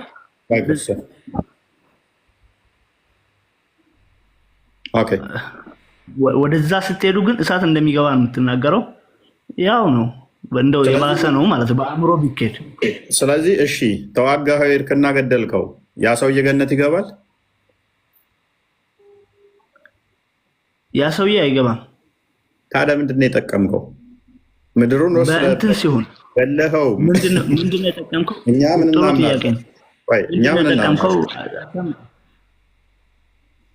ምን እናምናለን? ሰውየው በምድር ላይ ነፃ ምርጫ አለው። በቃ ሲፈልግ ይመን፣ ሲፈልግ ይካድ። የትኛውን ቦታ ላይ እንደ ማንኛውም ሰው እንደፈለገ እንዳማኙ ከአማኙ አልተናነሰ መኖር መፍት አለው። ህይወቱ፣ ደህንነቱ፣ ንብረቱ የተጠበቀ ነው። አይ ምናምን ብለን እሱን የማጽዳት እሱን መሳሪያ አዘጋጅተን የማስፈራራት እንትን አልተፈቀደልንም። እሺ እዛ ከሄደ በኋላ ዋናውን አላለፈማ። የትኛውን? እናንተ እኮ ዋናው እሳትን አጽድቃችሁለታል። ምድራዊን አላጸደቃችሁም ብንል ራሱ እዛ እሳትን አጽድቃችሁለታል። በኢየሱስ ያላመነ አካል ካላመነማ እሱ ወደ ፈለገው ይሄዳል። እሱ ወደ ፈለገው ይሄዳል። ካላመነም ወደ ፈለገበት ነው የሚሄደው። ካላመነ ክርስቶስን አልፈልግም ካለ በቃ ከክርስቶስ ይለያል። ማለትም የፈለገውን ቦታ ነው የሚገባው፣ ገነትም ገሃነምም። ኦኬ ክርስቶስን አልፈልግም ካለ የፈለገው ገሃነም ነው ማለት ነው። ማንም ሰው ምድር ላይ ያለ ሰው ማንም አካል ገሃነምን አይፈልግም። ገሃነምን ማንም ሰው ማይፈልግ ከሆነ ደግሞ ገነት በክርስቶስ መሆኑን ማመን ግዴታው ነው። አየካ የምታስገድደው ነገር አለ የሰውን ልጅ ማለት ነው። ምንም አስገድደው ነገር የለም። ለምሳሌ ግዴታውን አላልክም ብለሃል። ግዴታውን ያልኩት ምንድነው? እሱ እውነትን እውነት ሐሰትን ሐሰት ማለት ግዴታ ነው ማለት አይደለም። ለምሳሌ ፀሐይ አለች። ግዴታ ነው ብለህ እኮ በምላስ ራስን ተናገር። አዳምጣ። ለምሳሌ ፀሐይን እንደዚህ ብዬ አያታለሁ ብትል አይንህን ያጠፋሃል። ያንን የሚያጠፋ ለምንድን ነው? ኃይሏ ፓወሯ ሀይ ስለሆነ። ስለዚህ መጥነህ በምትሰጥ ብርሃን ማየት አለብህ፣ ለአይንህ ጠቃሚ ስለሆነች ማለት ነው። እንደዚህ ስላልኩ የግዴታ አታያትም ፀሐይን አይደለ ቀና ብለህ በአይንህ። ለምን? ስለምታጠፋ። አይ ታጠፋለች ብለህ ደግሞ ፀሐይን አልጠቀምባትም ትላለህ። ፀሐይ አይን ስለምታጠፋ ቀን ቀን አልወጣም አያስፈልገኝም ፀሐይ ትላለህ አትልም። መልካም። ስለዚህ ክርስቶስም በምድር ላይ ትጠቀም ዘንድ ትሞቅ ዘንድ ትመገብ ዘንድ ኤቭሪቲንግ ሰጥቶሃል። ገሃነም ታስገባኛለህና አልጠቀምበትም እዚህ ምድር ላይ አላልክም። እየተጠቀምክ ነው። ነገር ግን ይሄ ሁሉ አድርጎልህ አልፈልግህም ካልከው፣ አልከተልም አንተ ጋር አልመጣም ካልከው፣ እኔን ካልፈለክ ጋንም ነው የምገባው ብሎ ነግሮሃልና ጋንም ትገባለህ ማለት ነው። አሁን አንተ ያልካትን ቃል ቀጥታ ሙስሊሞች ላይ ለምን አላደረግከው? ምን ከለከለ? እንደዛ አደርገዋለሁ። እናንተ እኮ እንደዛ አይደለማ። አይደለም ብቻ አይደለም፣ ዓለማዊ አይደለም። አዳምጠኝ። አንተም ብቻ ምድር የአላህና የመሐመድ ትሆነች። አንተ የምታደርገው ምንድን ነው? ሰዎች ላኢላሃ ኢለላህ እስኪሉ ድረስ ትዋጋቸዋለህ ማለት ነው። በምድርም እምቢ ካሉ ደማቸው ንብረታቸው ደመከልብ ይሆናል ማለት ነው አይደለ? ንብረታቸውም አይጠበቅም፣ ዋስትና የላቸው። በምድርም እቀጣቸዋለሁ፣ በገሃነምም ይቀጣሉ ነው እያልከኛለሁ። እኔ በምድር ላይ የኛ ይሄንን የማድረግ ስልጣኑ የለንም። ሰውየው ግን ክርስቶስን አልፈልግም ብሎ ከሞተ ገሃነም ይገባል። በምድር ላይ ግን እኛ እሱን እንዳይኖር የማድረግ ስልጣን የለንም። እሺ አሁን እዛ ይደረጉ የለ ሁሉ ነገራቸው ከልብ የሆነ የለ ቤተሰቦቻቸው፣ ሚስቱ፣ ባሉ ሁሉም ነገር ከልብ የሆነ የለ እዛኛው ዓለም ላይ አይ አናቅም። እንግዲህ ቤተሰቦቹ፣ ሚስቶቹ፣ ልጆቹ አብረው ገሃነም ይገባሉ ወይ አናቅም። እንግዲህ እሱ አማኝ ሳይሆን እሱ አማኝ ልትሆን ትችላለች። ሁሉ አንድ አይደለም። ይሄ እስልምናም ላይ እኮ አለ እንደዛ ነው። አሁን ለምሳሌ ጦርነት ሲባል የተለያዩ ከሆነ እኮ በሁሉም ላይ ጦርነት አይታወጅም። ስለዚህ አንተ በክርስትና ላይ ፍትህ ትሰራለህ፣ በእስልምናው ላይ ግን የለም እኮ። ምን አገናኘው ታዲያ? ጥያቄ ሚስቶቹ፣ ልጆቹ፣ ቤተሰቦቹ እዛ ገሃነም ውስጥ ይገኛሉ አይገኙም? ብለኸኛል። ምድራዊ ላይ ደመከልብ ትሆናለህ ብለህ ነበር። በዛ እያይዤ ነው የመጣሁት።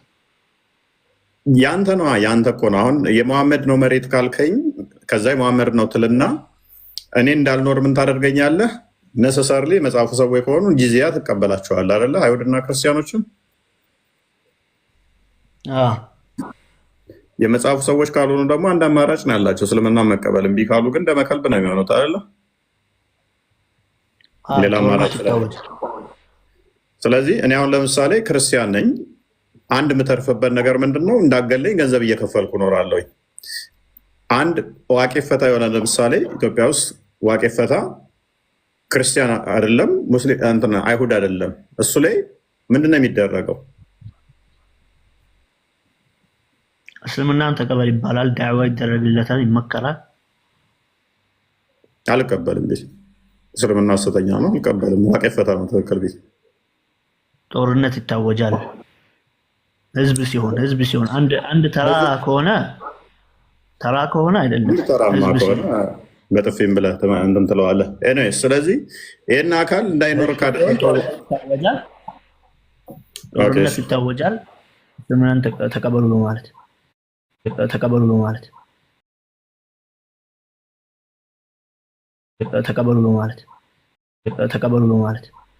ፈለገም በቃ ሰውየው ሙስሊም መሆን አልፈለጉም። አሁን እንደዛ ባል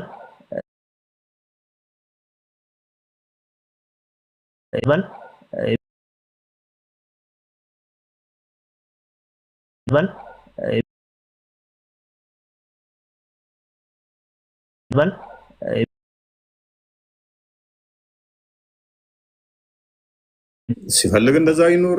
እሱ እኛ የሚመለከተን አለ። እኛ አንድ ሰው አንሰጥም ነው። ዳዋ ልናስተምር እንችላለን፣ እንትን ልንል እንችላለን። ክርስትናን ትቀበላለህ አትቀበልም? ይህን ቀን ሰጠናል። እንዲህ ካልክ ጦርነት እናውጅባለን። ምንለው አካል የለም። አንድ እፎይ አንተ ቤት ላይ አንተ የገዛው በምሳሌ ላስረዳ። አንተ የገዛው ቤት አለ ቢባል እዛ ላይ 5 ሰዎች ይኖራሉ። እዛ 5 ሰዎች ሁላቸውም አንተን ይሰድቡሃል፣ ይሳደቡሃል። አዳምጠኝ። ይሳደቡሃል፣ ይራገሙሃል፣ የሰጣቸውን ጸጋ በሙሉ ይክዱሃል። እነዛ ሰዎችን ከዚህ ቤቴ አባርራቸዋለሁ ብለህ ብትል አንተ ወንጀል እንትን በድለሃል ትባላለህ።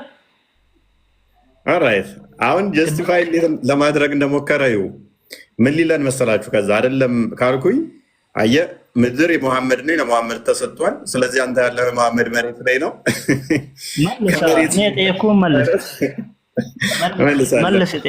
አሁን በቦታ በገንዘብ የገዛሁት ቤት አለ። እዛ ቤት ውስጥ ሰዎች እንዲቀመጡ ፈቀድኩኝ። እነኛ ሰዎች ግን ለእኔ ታዛዥ አልሆኑም። ሌላ ነገር ነው እየታዘዙ ያሉት። ያ በገንዘቤ ስለገዛሁት እንደውም አንተን ይሳደቡሃል። ችግር የለውም ይሳደቡ።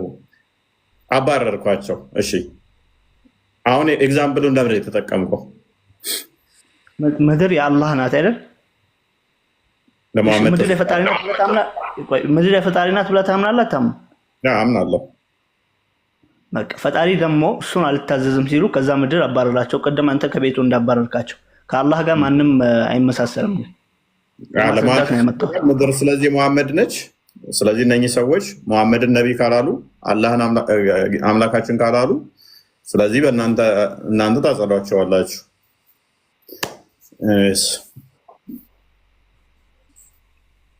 ግን ጠይቀው ጀሚል። እሺ ጀሚል ይሰማል። እዚህ ነገር ላይ ነጥብ ምናምን እንትን የምለው ነገር ምንም አይነት ነጥብ የለም። ቆይ ይሰማሃል? ሰው አምላኩን የሚያመልከው ተገዶ ነው ወይስ ወዶ ነው ማምለክ ያለበት?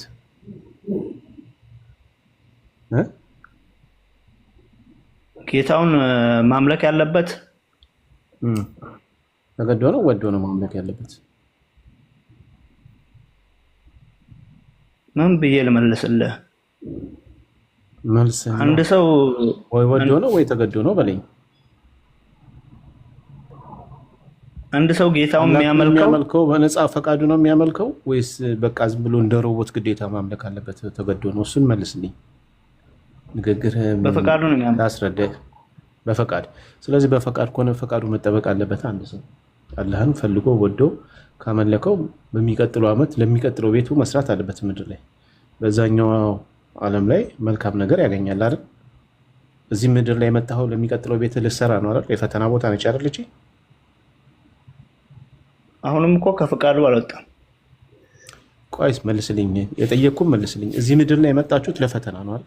ተፈትናችሁ እዛ የተሻለ ነገር ለማግኘት ነው አይደለ? ስለዚህ ሰው ሳይፈተን በግድ እስልምና በግድ ሰውን ካስገበረ አይምሮን ነው ወይስ አካሉን ነው የምታስገበረው? በግድ እኮ አልሆነም። በግድ እያልክ አይደለ እንዴ? አሁን እኮ እያልክ ያለው ቅድም ያመጣሁትን ምሳሌ ሰምቻለሁ። እሱ ያ ሰው አሁን አዳምጠኝ። እሱ ትክክል አይደለም። ቆይ ምሳሌ ትክክል አይደለም። ምክንያቱም ሰው ግለሰብ እንደዛ ያደርጋል፣ አምላክ ግን እንደዛ ያደርጋል። አምላክ ለሚያመልከውም ለማያመልከውም እኩል ይኖሩ ዘንድ ምድርና ሰማይን ይፈቅዳል፣ ፀሐይንም ያወጣል፣ ዝናብም ያዘንባል። ይሄ ትክክል አይደለም። ምሳሌ ራሱ የተጣመመ ምሳሌ። አምላክ እንደዚህ ከሆነ ጻድቅ አይደለም። አምላክ እንዲህ ሊያደርግ ስለማይችል እንደዛ ከሆነ እኛ መኖር የለብንም ማለት ነው። ፀሐይ ለእኛ ሊያወጣ አይገባም። ያንተ አምላክ ንግግር ትክክል አይደለም። ስለዚህ አሁን እየጠየቁ ያሉት ለፈተና ነው ብለናል። ስለዚህ እኮ ፈተናውን ፈተናውን የምታልፈው ተፈትነ ነው አይደለ? የሚፈልግ ሰው በፈተናው አልፎ አላህን አምልኮ መልካም ስራ ሰርቶ ጀነት ይመነዳል።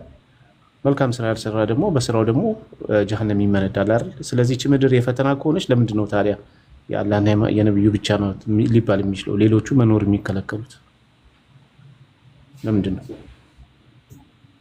አሁን እኮ ፍቃድ ባልከው ማለት ነው። ቅድም አሁን በቤቱ ስመስል ያ ሰው ፍቃደኛ ነው፣ አለማመንም ማመንም አምኖ ቤቱ ላይ መቀመጥ ፍቃድ አለው። ካላመነ ደግሞ ከቤቱ የመውጣት ትክክል አይደለም አልኩህ እኮ። እሱ ትክክል አይደለም አልኩህ እኮ። ለምንድን ነው ትክክል የማያምነው? አላህንም የሚያምነውን አምላክን የሚያምነው አላህ እንኳን አምላክን የሚያምነው የማያምነው የሚሰድበውም የማይሰድበውም እኩል በምድር ላይ እንዲገለገል ፍቃድ ነው። የእግዚአብሔር ፍቃድ ይሄ ነው። ምክንያቱም እሱ ጻድቅ ስለሆነ ገብቷል። ሰደብከውም ፀሐይ ያወጣልህ፣ ረገምከውም አላመለከውም አየር ሰጥቶ እንድተነፈስ የሚያደርግ እሱ ነው። ስለዚህ ምሳሌ ትክክል አይደለም። ያመጣው ምሳሌ የጨካኝ ንጉስ ወይም ደግሞ አንድ ቅዱስ ያልሆነ አካል ምሳሌ ነው ያመጣው። ለአምላክ ምሳሌ ሆነ እውነታው እንደዛ ስለሆነ ማለት ነው። ስለዚህ አምላክ አዳምጠኝ። እንደዛ ካልክ አምላክ ምድር ላይ ርህራሄ አለው፣ ወደዛኛው ዓለም ሲሻገር ደግሞ ርህራሄ የለውም እያልክ ነው። እሱ በነፃ ምርጫ ነው። እሱ እኮ ይኸውልህ ምርጫ በዛኛው ዓለምስ ቆይ እሱማ ምርጫህ ነው። ይኸውልህ ጀሚል ቆይ እየነገርኩህ ነው። ምርጫህ ነው የሚጠበቅልህ። ምርጫህ ምንድን ነው? ለምሳሌ በዚህ ምድር ላይ ስትኖር እሳትና ውሃ ይቀርብልህና አይ እሳት ነው የምመርጠው ካልክ እሳቱ ያቃጥላል። የአንተ ምርጫ ነው እንጂ የእግዚአብሔር አይደለም። እሱ እንደዚያ ያደረግህ ምርጫህ ነው። ውሃ ካልክ ደግሞ ምርጫ ነው እኮ። ታዲያ እዚህ ምድር ላይ በፈተና ልታልፍ ይገባል። ምርጫህን መምረጥ አለብን። ወደ እሳት መሄድ ወይም ደግሞ ወደ ውሃ መሄድ መብት ሊሰጥ ይገባል። ቢያንስ እዚህ ምድር ላይ እናንተ የምታደርጉት ምንድነው? እዚህ ምድር ላይም አንድን ሰው በጉልበት ወደ እስልምና እናመጣለን ነው የምትሉት። ገብቷል? ይሄ ደግሞ ትክክል አይደለም። ምርጫው ሊጠበቅለት ይገባል። በምርጫው ነው እሳት ውስጥ መግባት ያለበት ወይም ደግሞ ወደ ጀነት መግባት ያለበት እንጂ በጉልበት ወደ ጀነት ልታስገባው አትችልም ነው እያልኩ ያለሁት። ገብቷል? አሁን ያልኩህን እኮ አልመለስክልኝ። እዛ ዓለም ላይ ሲሆን ፍትሃዊ አይደለም አምላክ። እዛ ዓለም ላይማ ስራህ እኮ ነው፣ ፍትሃዊማ ነው፣ ግን ስራህ ነው ወደዛ የሚያስገባህ። ለምን በግዴታ እኔን ለምን አላመለክ ይላል? ቆይ እሱን አሁን መለስኩልህ እኮ። ይኸውልህ እሳትና ውሃ ቀረበልህ አምላክ ፍትሃዊ ስለሆነ። ስለዚህ አንተ የትኛውን ትመርጣለህ ስትባል አንተ እሳቱን ነው የምመርጠው ካልክ እንደዛ ማንም ካላልክማ ውሃውን መምረጥ ነው በቃ። ውሃውን ከመረጥክ የዘላለም ህይወት ታገኛለህ፣ እሳቱን ከመረጥክ ደግሞ እሳት ታገኛለህ ማለት ነው። ማንም የማይል ከሆነ ያ ነው መንገዱ። ገብቷል? ቢያንስ አሁን ወደ ሌላው ወደ ሰማዩ ወደሚቀጥለው ዓለም ይቅርና እዚህ ምድር ላይ ያለውን እንጨርሰው መጀመሪያ። እዚህ ምድር ላይ ሰዎች በነፃ ምርጫቸው አምላክን ማምለክ አለባቸው ብለህ ታምናለህ? ስለዚህ እኩል ሁሉም ጊዜና መብት ሊሰጣቸው ይገባል አይደለ? የሚያመልኩበት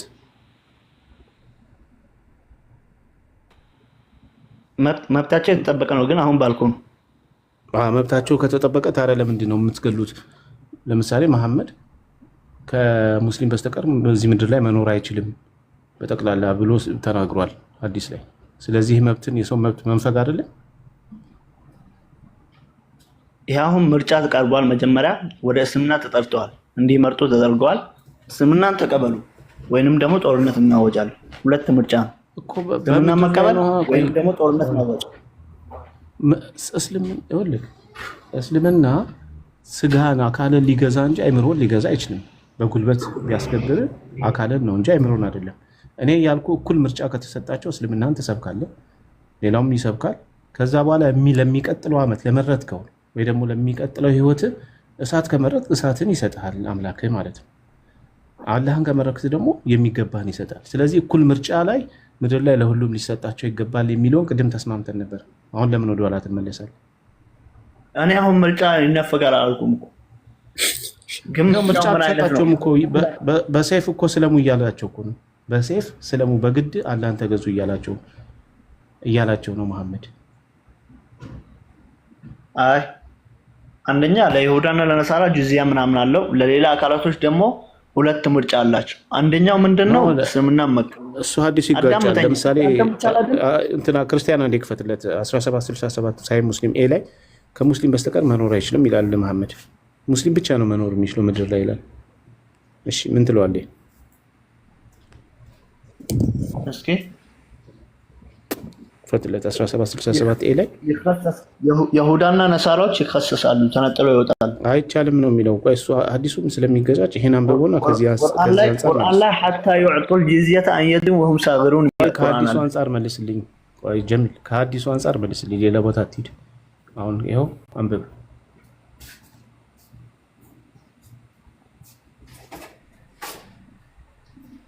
አሁን ሐዲስ በምን እንደሚፈሰር ታውቃለህ? አታነበዋለህ? ሐዲሱ አነባለሁ፣ ግን ሐዲስ በምን እንደሚፈሰር ታውቃለህ? ቆይ አንብበው፣ ከዛ በኋላ ትፈስረዋለህ። መጀመሪያ አንብበውና ፍታው። ከፍ አድርግልኝ።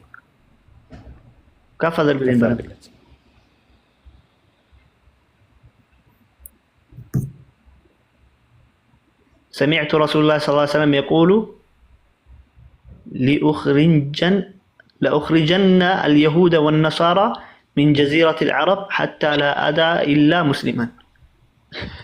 أرى تو هنا دفنا من دنا دفن فتاو ترجموا ይሄ ያለው ከምድር አወጣቸዋለሁ አይደለም የሚለው ለኡኽሪጀን አወጣለሁ አልይሁድ ይሁዳን አወጣለሁ ወነሳራ ነሳራዎችን አወጣለሁ من جزيرة العرب ከአረብ ክልል ውስጥ አወጣለሁ حتى لا أدعى إلا ሙስሊምን እንጂ ሌላን አካል እንዳይኖር አደርጋለሁ ነው የሚለው ከአረብ ክልል ውስጥ ነው የሚለው ያ እኮ እሱ ያቀሙ ስከቻለ ደስ እንተነቆይ የአረብ ክልል እኮ የተፈጠረ መሬት ነው ማሳያ ነው እያሳዩ ያሉት ምንድነው ያለው መሐመድ ከአረብ ፔኒንሱላ በጠቅላላ አይሁድም ክርስቲያኖችን አወጣለው ማን ሲቀር ሙስሊሞች ብቻ ነው የሚኖሩበት ሌላ ማንንም አይኖርም ብሎ ተናግሯል አሁን ይሄ ትክክል ነው እዛ አረብ ምድር ላይ ያሉት ክርስቲያኖች አይሁዶች ለምንድነው እዛ ላይ መኖር የማይችሉት ለምንድነው የራሳቸውን አምላክ ማምለክ የማይችሉት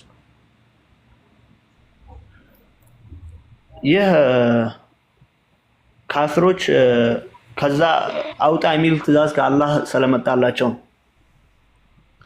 ስለዚህ ቅድም እንዳልኩ በቃ መብት የላቸውም እስልምናን እስካልተቀበለ ድረስ አንድ ሰው በዛ ምድር ላይ መቀመጥ አምላኩን ማምለክ አይችልም ማለት ነው ይሄ ነፃነት ማሳጣት ነው ስለዚህ በግድ ነው ሰውን እንዲያመልክ የምታደርጉት በግድ አላህም በግድ በጉልበት እንዲያመልክ እያደረጋችሁት ነው ማለት ነው ፈርጡ አሁን ይህ ምርጫ እኮ ተሰጥቷቸው ለነሱ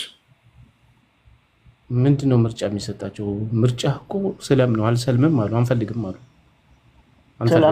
አሁን እነዚህ ይሁዶች ከሆኑ ሰላሙ ጂዚያ ክፈሉ የሚል ምርጫ አላቸው አንከፍልም ውጡ ያለዚያ ውጡ ጀሚል ለምሳሌ አሁን እኛ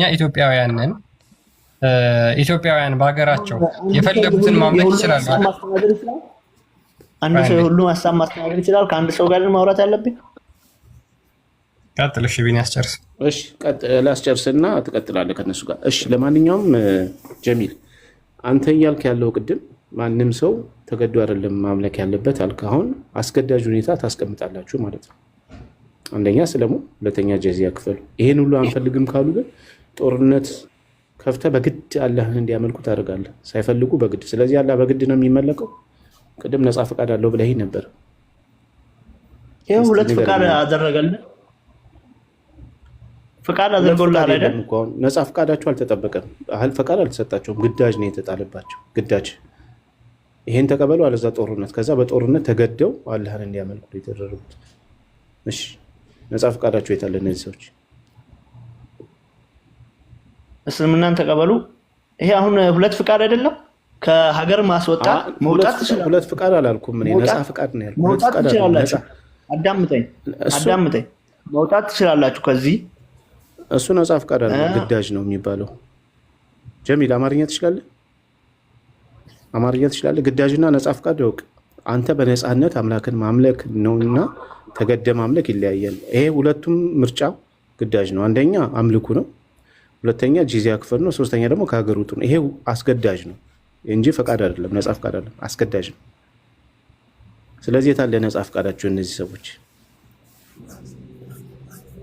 አሁን እዛ ላይ በእንትኑ ማለት ነው ፈጣሪ በመጨረሻው ዓለም ላይ ያ ነፃ ፈቃድ ነው ወይስ ግዳጅ ነው የሚባለው መጨረሻው ዓለም እዚህ መጀመሪያ እዚህ ጨርስ መጨረሻው ዓለም ትላለህ አንተ እዚህ ላይ መብት አያንን ቆይ እዚህ ጨርስ ከዛ ጋር አንጠልጥለህ እንትን ማለት ነፃ ፈቃዳቸው ቆይ እሱን መልሳለሁ እዚህ ጋር የታለ ነፃ ፈቃዳቸው ያኛው ነፃ ፈቃድ አዳምጠኝ ያ ነፃ ፈቃድ ከሆነ ይህም ነፃ ፈቃድ ነው ልልህ ነው ቆይ አይደለም እዛ ቢገቡ እንኳን አንተ ባልከው እዛ ቢገቡ እንኳን በነፃ ፈቃዳቸው ሳይሆን በግድ ነው እዛም የገቡት ኢቭን እዛ እንኳን ቢገቡ በግድ ነው የገቡት ሳይፈልጉ አንተ የምትለው ጀነት እንኳን ቢያስገባቸው አለ ሳይፈልጉ በግድ ነው እየገቡ ያሉት እንጂ በስራቸው በነፃ ፈቃዳቸው አይደለም ፈልገው አምልከውት ሳይሆን ተገደው አምልከውት ነው ስለዚህ አሁንም ቢሆንም ወደዛም ብትሄድ አታመልጥም መጀመሪያ እዚህ ጨርስ መጀመሪያ ከዛ ጋር በጣም ይያያዛል አይ በቃ መልስ የለም ገብቷል ጀማል በቃ ከነፎይ ጋር ቀጥል። ምክንያቱም በምድር ላይ ማንኛውም ሰው ቢያንስ አምላክ ምድር ላይ ነፃነት ሊሰጠው ይገባል። ገብተዋል። በነፃነት ፍላጎቱ እግዚአብሔርን ማምለክ አለበት። የሚፈልግ እግዚአብሔርን ማምለክ አለበት። የማይፈልግ ደግሞ እግዚአብሔርን አልፈልግም ከሴጣን ጋር ሄዳለሁ የሚል ደግሞ ምርጫው ሊጠብቅለት ይገባል። እናንተ ምርጫ ስጡ። ሴጣን አመልካለሁ የሚል ሰው ካለ ምርጫ ስጡ። ምክንያቱም እዚህ ምድር ላይ ትገላላችሁ፣ ክርስቲያኖችን ታሳድዳላችሁ፣ ትገላላችሁ። ምርጫችሁ አይጠበቅም። ስለዚህ በግድ ነው የምትገዙት። እስልምና ማለት ቦዲን እንጂ ሰውነትን እንጂ አይምሮን የማይገዛ አካልን የሚያስገድድ ነው። ገብቷል። አይምሮን ልታስገድዳችሁ አካልን ነው የምታስገድደው። አንድን ሰው በጉልበት ስታሰልም አካሉን እንጂ ልቡንና አይምሮን አታሰልመው። ስለዚህ እስልምና ማለት አካልን በግድ የሚያሰልም ማለት ነው። እኔ ጨርሻለሁ። ያው ከገባ ያንን አካል ሰለም ብለህ ጦርነት ማወጅህ መጥፎ ነገር ነው? ጥሩ ነው። ጀሚል ቢኒ ያንን አካል ሰለም ብለህ ጥሩ ነው አይደል? ጦርነት ሄዳ አውጀህበት ቤቱ መተህ ለምንድነው ታዲያ ተኝታችሁ መታደሩ? ለምን ጦርነት አውጁ? አይደለም ጥሩ ነገር እኮ ነው። አሁን ለምሳሌ አንድን አካል አሁን ለምሳሌ እናንተ ይህን እስልምናን ጥሩ ሃይማኖት ነው ብላችሁ ብትይዙት አንድን አካል ጦርነት አንዴ ክላሪፋይ ላድርግላችሁ ጀሚል እያለ ያለውን። ለምሳሌ እኛ በሀገራችን ሙስሊሞች ጦርነት አውጀውብን ልጆቻችንን ምርኮ አድርገውብን ሚስቶቻችንን ምርኮ አድርገውብን የክርስቲያን ልጆች በጦርነት አንድ ሀገር በጦርነት በሙስሊሞች ጦርነት ከወደቀች በኋላ ቀጥታ ባልና ሚስት ፍቺ ያደርጋሉ። ያቺ ሴት ለሙስሊም ምርኮ ትሆንና ባሪያ ተደርጋ ትሰጣለች። ልጆቹም ደግሞ አገልጋይ ሆነው ይሰጣሉ። ይሄ ፍትሃዊ ነው፣ ጥሩ ነው እያለ ነው ጀሚል። አይደለም እንደዛ አላልኩም። እንዴት ነው እያልክ ያለው ጀሚል? እንደዛ አላልኩም፣ ውሸት ነው። ለምሳሌ የፈለጉ ሰዎች ግን ሀገር በላልኩም እንደዛ ያላልኩት እየተናገርክ ያለው። አዎ ጥሩ ነው። ጦርነት ትቀጥፋለህ እንዴ? ካልወጣ ገና ያ እኮ ነው። አንተ ጥሩ ናቸው ጦርነት ቢታወጅባቸው ጥሩ ነው ያልከው እንደዛ አይደለ? ጦርነት ካወጃችሁ በኋላ ሚስቶቻቸውና ልጆቻቸው ምርኮ ነው የምታደርጉት እንዴ? አይደለም ቅጥፈት ያስጠላኛል እያላችሁ ነበር ባለፈው። አንድ ቅጥፈት አልተናገርኩም። አንተ ከተናገርከው ውጭ አሁን ማለት ነው። ልጆችም እኔ ከተናገርኩት እስኪ ሪከርድ መልሰህ እስኪ አንተ ያልኳትን ቃል ሪከርድ ካለ መልሰህ እንስማው። ቀላል እኮ ነው ጀሚል። ጦርነት ካደረጋችሁ ብላችሁ ባለፈው ያሰማችሁ። ኧረ ችግር የለውም የትም አትሄድም። ጦርነት ካደረጋችሁ በኋላ ልጆቻቸውና ሚስቶቻቸውን ትማርካላችሁ ወይስ አትማርኩም? አንማርክም። ሙስሊም ከሆኑ ሙስሊሞች ላይ ጦርነት ታውጃላችሁ እንዴ? እያወራን ያለ ነው እኮ ሙስሊም ያልሆኑ ሀገራት ላይ ነው አይደል? አዳምጠኝ። እነዛን ሰዎች በጦርነት ይዘናቸው ለምንድን ነው የምንሰልም? ቆይ ሙስሊም መሆን አንፈልግም ካሉ ጦርነት አውጃችሁባቸው ሙስሊም መሆን አንፈልግም ካሉ ልጆቻቸውና ሚስቶቻቸውን ትማርካላችሁ ወይስ አትማርኩም? እንማርካለን። ምንድን ነው የምትጨቃጨቀኝ? እና ታዲያ ሚስቶቹን ከዛ ታደርጋላችሁ አይደለ? ባሪያ አድርጋችሁ ሙስሊም እነዛ አካላቶች እኮ ሙስሊም እንዲሆኑ ነው ጦርነት እንትን የምንለው። አንፈልግም ሙስሊም እንዲሆኑ ነው እኮ። ሙስሊም መሆን አንፈልግም ካሉ የአንተ የወሲብ ባሪያ ይሆናሉ ማለት ነው ሴቶቹ። ጀሚል ማ የምትጨቃጨቀው እኮ ግልጽ እኮ ነው። ምንድነው ሰዎች ሁሉ በመሐመድ ነብይነት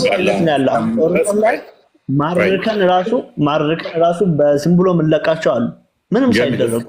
እሱ ሌላ ጉዳይ ነው። አዝነ ከለቀቀ እሱ ግን ክርስቲያን ግን አጠቃሎ ነው የተናገረው። ይህን ብለሃል ብሎ ማለት ነው ያላልኩት ነገር የለውም። እሺ እንስማማ። ስለዚህ ጦርነቱ ማወጁ ጤናማ ነው ብለህ ነው አንተ የምታስበው? እስልምናን እንዲቀበሉ አለ። በጦርነት ላይ ደግሞ ምርኮ ይኖራል አለ ይኖራል። ስለዚህ ክርስቲያን ደግሞ እያለ ያለው ኦልሬዲ ጦርነት እኮ ያወጅክባቸው አስቀድመን ዳዋ እናደርጋለን ብለህ ነበረ። ዳዋውን ስላልተቀበሉ ነው ሙስሊም ሁኑ ስትላቸው አልፈልግም ስላሉ ነው ጦርነት ያወጅክባቸው እንጂ ሙስሊም ሁኑ ስትላቸው እሺ ሙስሊም ሆነናል ቢሉ አትወጋቸውም ነበረ። ጦርነቱ ካለቀ በኋላ ሙስሊም ሊሆኑ ይችላሉ። እሱ አስገድደሃቸው ማለት ነው። ምክንያቱም በብዙ ምክንያቶች ለምሳሌ እጠቅስልሃለሁ። ቆይ እንሄዳለን። እሱ ምሳሌው ላይ እንሄዳለን። ጦርነት ሙስሊም ሆኖ አልካቸው አንሆንም አሉ። ጦርነት አወጅክባቸው ሄድክና፣ ለምሳሌ ጎረቤታችንን እንውሰድ። ጎረቤታችን ኤክስ የምትባለው ሀገር ክርስቲያን ብቻ ናቸው ብለን እናስብ። ከዛ ክርስቲያኑ ነው ተባሉ። አይምን ሙስሊሙ ነው አልካቸው አንሆንም ተባሉ አሉ። ከዛ ጦርነት ታውጅባቸዋለህ። ጦርነት በምታውጅባቸው ሰዓት ላይ ምርኮኛ ይኖራል። ከሴትም ልጆችም ከንብረትም ምርኮ ይኖራል አለ። ጦርነቱን ካሸነፍክ ይኖራል። እነኛ ምርኮች ላይኖር የሚችለው እንዳለ ሞተው ካለቁ ነው።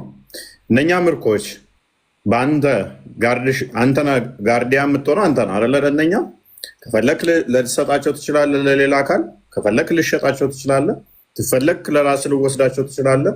ከፍቶቹንም እንደዛው፣ ፈረሶችም ካሉ እንደዛው፣ ንብረትም ካለ እንደዛው፣ ሴቶችም ካሉ እንደዛው አይደለም።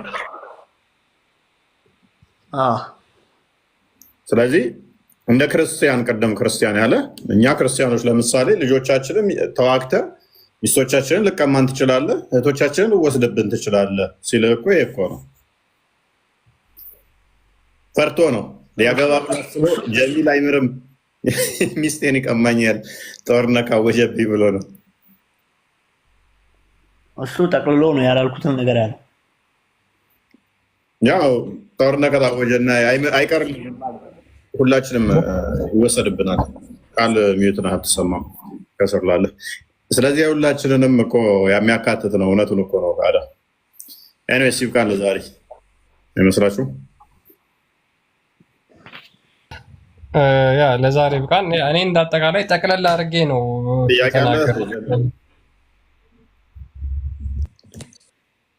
አይ ባለፈው የሆነ ጥያቄ አንስቼ በኔትወርክ ምክንያት ነው መሰለኝ የወጣው። ኦኬ ምንድነው? ጥቅስ ጥቀስና ቀጥል።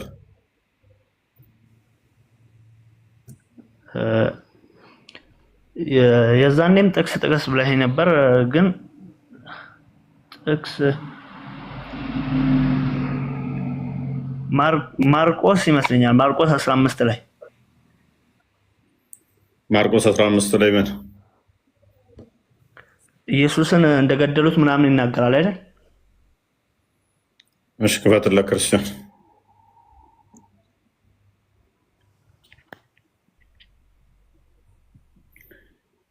ኖህ እንዴት ነሽ?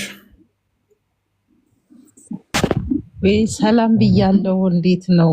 እፎይ፣ ክርስቲያን፣ ቃል፣ ጀማል፣ ቢኒ ሁላችሁንም ከታች ሁላችሁም ሁላችሁንም ሰላም ብያለሁ።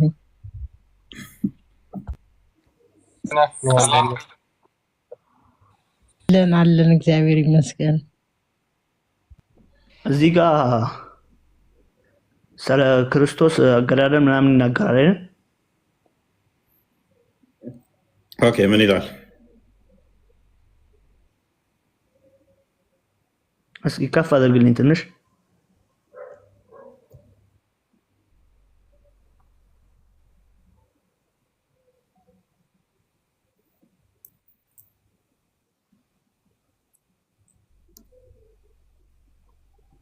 እስኪ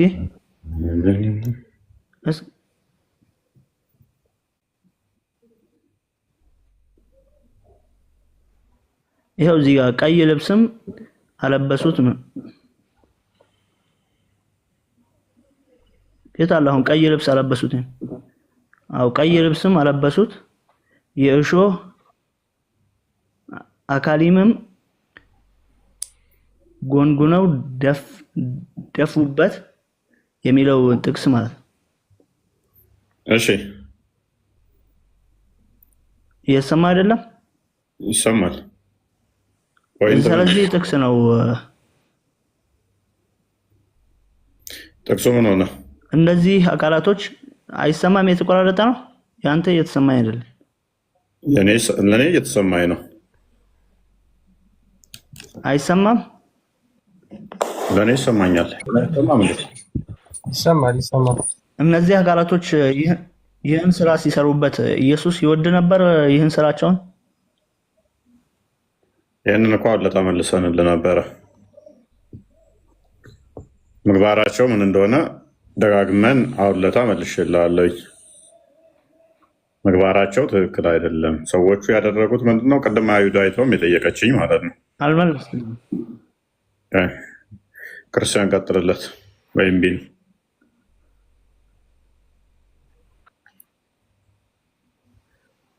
አላችሁ እየተሰማ አይደለም፣ በጣም ያቆራል። ክርስቲያን ወይም ቢን ቀጥሉለት። በቀደም መልሶልህ ነበረ። ማን ነው ተመልሶልህ ነበር እኮ ረስተኸው ነው ጀሚል? ምንም አልተመለሰም። ኦኬ ክርስቶስ እሱ ላይ ያደረጉበትን ነገር ይወደው ነበር ወይ ነው ጥያቄ አይደለ? እነሱ የሚያደርጉት ኢንቴንሽናቸው ምንድን ነበር? ሀሳባቸው ምንድን ነበረ? መጀመሪያ እነሱ የሰይጣን ግብርን እንደሚሰሩ እኮ አስቀድሞ ነግሯቸዋል አይደል?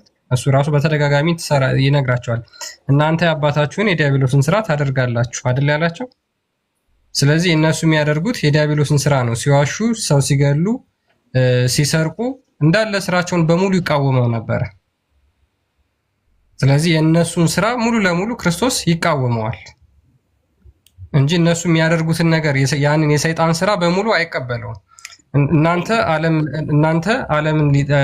እናንተ ሊጠላ አይቻለውም ብሏቸዋል። ዓለም እናንተ ሊጠላ አይቻለውም፣ እኔ ግን ስራችሁ ክፉ መሆኑን እመሰክርባችኋለሁ። የእነሱ ስራ ክፉ መሆኑን ይመሰክርባቸው ነበር፣ ይነግራቸው ነበር።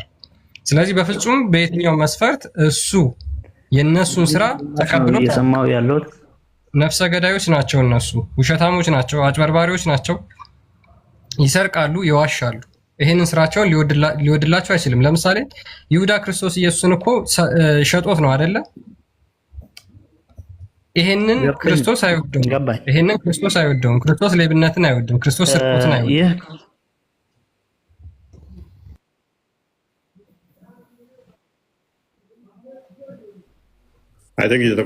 አይወድም። የእነሱን ስራ የሰሩትን ስራ አይወደውም ነበር፣ አይፈልግም እንዲሰሩ ማለት ነው።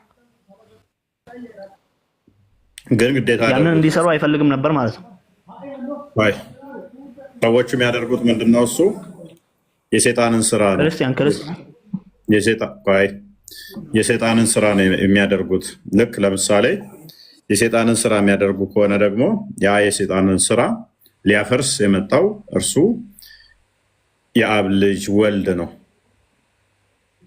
ለምሳሌ እሱ የአብ ልጅ ነኝ እያላቸው አይደለህም ይሉታል። የአብ ልጅ አይደለህም ማለታቸውን ይወደዋል? አይወደውም። ራሱን ከእግዚአብሔር ጋር አስተካክሎ አባቴ ነው ሲል አይደለህም ብለው ሲሉት ይሄንን ማለታቸውን ይወደዋል? አይወደውም። አላህን አንተ አምላክ አይደለህም ሲሉት አላህ ይወዳል? ሌሊት ይወርዳል ብለህ ታምናለህ? አላህ ሌሊት ይወርዳል ብለህ ታምናለህ? አላህ ይወርድ የሚሉትን ይወዳቸዋል? ይወደዋል? ነገር ግን ያ ስራ አሁን ለምሳሌ ድብደባው እንዲደርስበት ይፈልግ ነበር። ምክንያቱም ስለ ቤዛ ይህ ነው ጥያቄ። መልካም። ድብደባው ሊደበደብ ይፈልግ ነበር ወይስ አይፈልግም ነበር? መልካም። ሰዎቹ ያደርጉታል። ምክንያቱም የሰይጣንን ስራ ስለሆነ የሚሰሩት ሰዎቹ የሚሰሩት የሰይጣንን ስራ ያደርጉታል። አያደርጉትም አይደለም፣ ይፈልግ ነበር ያንን ድብደባ ሊደበደብ። አዳምጥ እሺ። ቤዛ ሊሆን ነው የመጣው።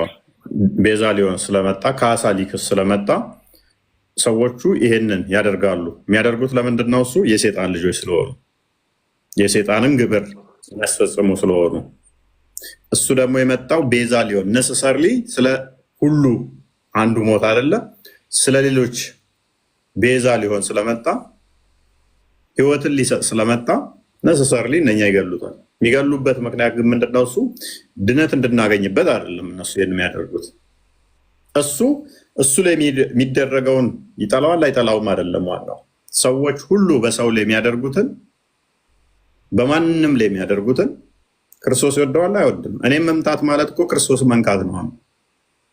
ምክንያቱም እሱ የሞተልኝን እኔም መንካት በራሱ አሁንም ክርስቶስን እንደ መምታት፣ ክርስቶስን እንደ መስደብ፣ አንተን መስደብ፣ ሰውን ማናናቅ በራሱ ፈጣሪን እንደ መስደብ፣ ፈጣሪን እንደመናገር ነው። ይወደዋል ፈጣሪ? አይወደውም። ለምን? እሱ አበጃጅቶን እሱ ሰርቶን ሰሪውን እንደመናቅ ነው። ያንን አካል ማፍረስም ሆነ መሳደብ መንካት ስለዚህ ክርስቶስ ለሁላችን ነው የሞተው፣ ሎግ ቤዛ ሆኖናል። ስለዚህ ለእኛ የእኛን ኃጢአት ተሸክሞ እኛ ላይ የሚደርሰውን በደል ያንን ድብደባችንን ነው የተደበደበልን፣ ሞታችንን ነው የሞተልን። ስለዚህ ስለኛ ስለተደበደበ ስለኛ ቤዛ ስለሆነ ያንን ሊያደርግም ስለመጣ በፍቃዱ ያንን አድርጎታል። ሌላ እኮ ነው እየመለስክልኝ ያለ። እኔ ጠየቅኩ ሌላ፣ አንተ የምትመልሰው ሌላ። እኔ ስለ ኢየሱስ ነው የጠየቅኩ፣ አንተ እየመለስክልኝ ያለው ግን አንደኛ ዮሐንስ ምዕራፍ 4 ላይ ቁጥር 8 እግዚአብሔር ፍቅር ነው ይለዋል። ዮሐንስ ወንጌል ምዕራፍ 15 ላይ ነው። እንዲሁም ደግሞ ሮሜ ምዕራፍ 5 ቁጥር 6 ይመስለኛል። ህይወት ከመስጠት በላይ ፍቅር የለም ይላል። ክርስቶስ ህይወት እስከ መስጠት ድረስ ነው ፍቅሩን የገለጸልን። ያ ፍቅሩ ለእኛ የተገለጠው ህይወት እስከ መስጠት ድረስ ነው። ህይወቱን እስከ መስጠት ድረስ መልካም እረኛ ነፍሱን ስለ በጎቹ ያኖራል አለ። ባለጌ እረኛ ሎክ አንተ በጎች ገዝተህ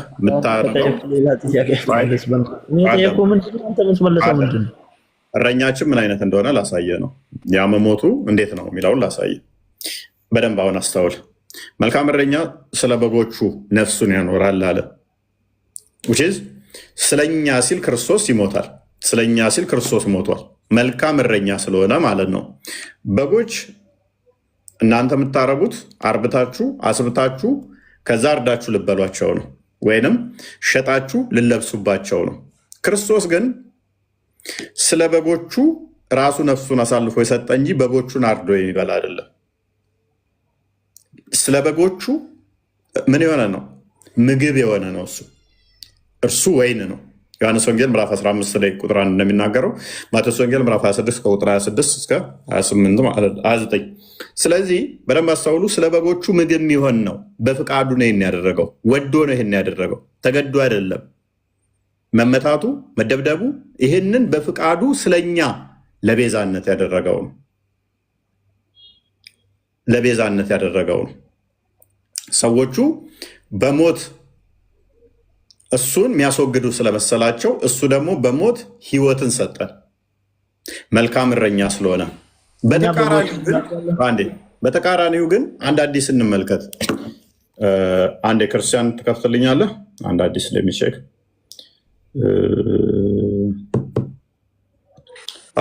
አንድ አዲስ እንመልከት።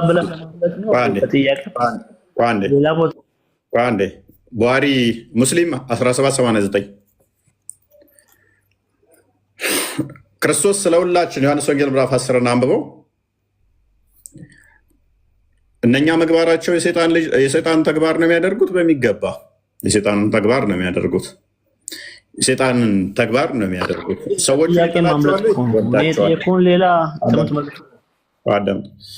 ችን አዲስ አንዴ እናንብባትና ኢንጆይ እናድርግባት። በዛው የክርስቶስን እረኝነት ሰምተናል። የመሐመድን እረኝነት ደግሞ እናዳምጣል።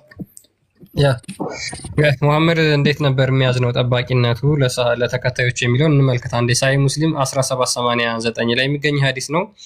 It has been reported on the authority of Anas bin Malik እንደተረከው on the day of battle of Uhud, በኡሁድ ጦርነት the messenger of Allah was left with only 7 men from Ansar and 2 men from Quraysh. ሌሎች ሁሉ አልቀው ከ7 የአንሳርና ከ2 የቁረይሽ ሰዎች ጋር ብቻ ቀረ አለ። ሌሎቹ እንዳላልቀው when the enemy advanced toward him and overwhelmed him he said, ከዛ በኋላ ጠላቶቹ ወደሱ በተጠጉበት ቁጥር እንደዚህ ይላቸው ነበር። እንደዚህ ያላቸው ለነዛ ለዘጠኙ ማለት ነው። whosoever turns them away from us will attain paradise or will be my companion in paradise. እነዚህን ማን ነው ሄዶ የሚመልሳቸው? ከዛ በኋላ በጀነት ከኔ ጋራ የሚሆን አለ። a man from Ansar came forward and fought the enemy until he was killed. ከዛ በኋላ ከአንሳሩ ከነዛ ከሰባቶች ውስጥ የነበረው አንድ ሰው ሄደና ተዋጋ እስኪሞት ድረስ ማለት ነው። The enemy advanced and overwhelmed him again and he repeated the word.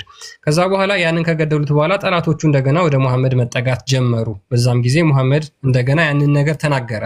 ምን ብሎ? whosoever turned them away from us attain paradise or will be my companion in paradise.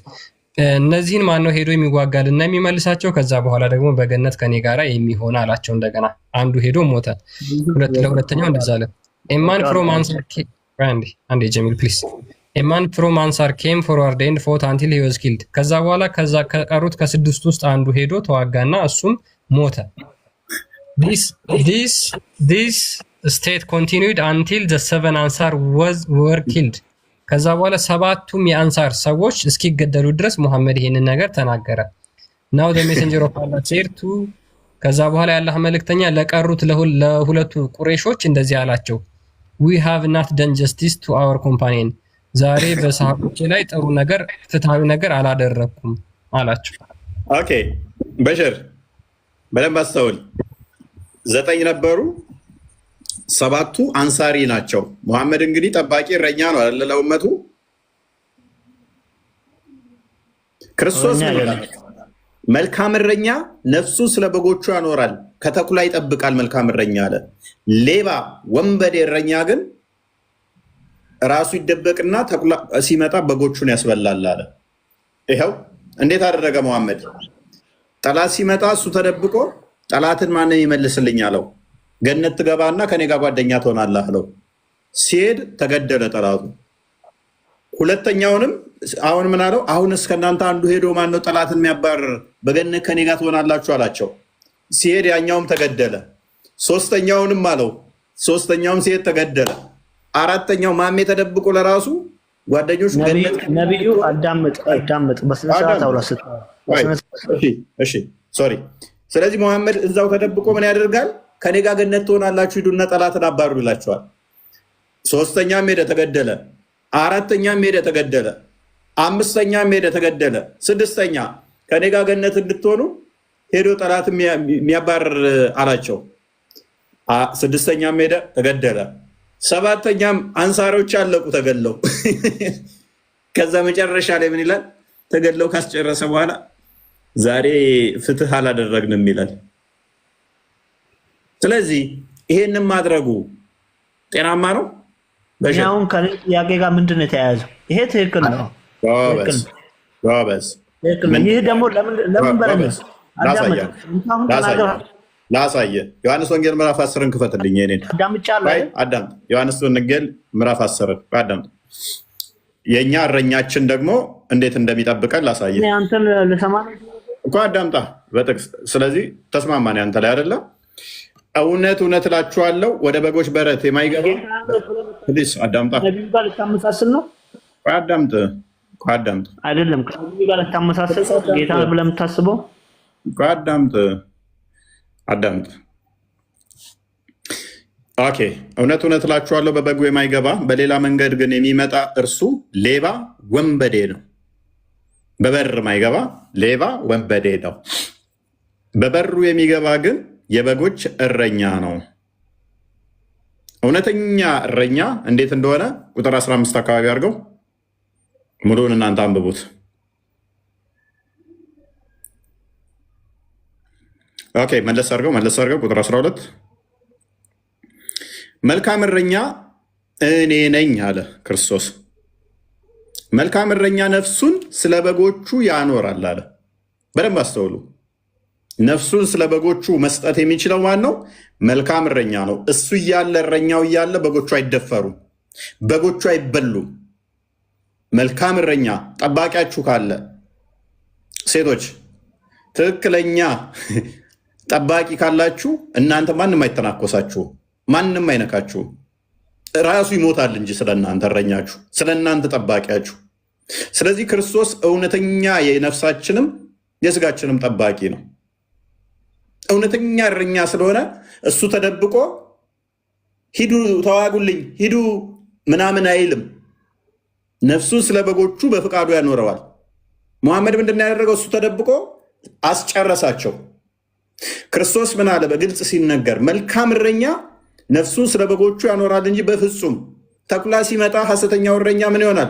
በጎቹን ያስበላል። እረኛ ያልሆነው አለ በጎቹ ቆይ አንዴ፣ እረኛ ያልሆነው በጎቹም የእርሱ ያልሆኑ ሙያተኛ ግን ተኩላ ሲመጣ ባየ ጊዜ በጎቹን ትቶ ይሸሻል። አይታችኋል። እነኛን ሲያስበላቸው እሱ ሸሽቶ ተደብቆ በተኩላ አስበላቸው። ተኩላም ይነጥቃቸዋል፣ በጎቹም ይበትናቸዋል። ምን ትክክለኛ ያልሆነውን ለምን ሙያተኛ ስላልሆነ ለበጎቹ ስለማይገደው ሙያተኛ ይሸሻል። መልካም እረኛ እኔ ነኝ፣ አብም እንደሚያውቀኝ እኔም አብን እንደማውቅ የራሴን በጎች ያውቃለሁ፣ የራሴን በጎች ያውቁኛል፣ ነፍሴንም ስለ በጎቹ አኖራለሁ። ስለዚህ ነፍሱን ክርስቶስ በፈቃዱ አኑሯል። ስለማን ይህን ያኖረው? ስለኛ ተደበደበ፣ ስለኛ ተተፋበት፣ ስለኛ ተሰደበ፣ ስለኛ ተሰቀለ፣ ስለኛ ተራበ፣ ስለኛ ሞቱን በሞቱ ገደለልን፣ ስለኛ መከራን ተቀበለ፣ ስለኛ ይሄ ሁሉ አደረገ። ጌታ ነው ስለኛ ምን ጌታ ነው ይህን ያደረገልህ? በሚገባ ጌታችን በሚገባ ይሄን አደረገ። የአንተ ጌታ በሌሊቱ 1/3 ላይ ለአንተ ብሎ ጭንቅላት የሌለው ሁሌም ይወርዳል አይደለም? የሞተልህ ጌታ ነው። በሚገባ ለአንተ አላህ ጭንቅላት የሌለው ይወርዳል አይደለ? ሁሌም ወደ ቅርቢቱ ሰማይ አንተ ተኝተህ እሱ አካለ ጎደሎ ሁሌም ይወርዳል ወደ ቅርቢቱ ሰማይ። ይወርዳል አይወርድም? ለአንተ ብሎ አንተ ተኝተህ ፏ ስትል አላህ ሁሌም ወደ ቅርቢቱ ሰማይ አካል ጎደሎ እንኳን ሆኖ ታስወርደዋለህ አታስወርደውም? ለአንተ ሲል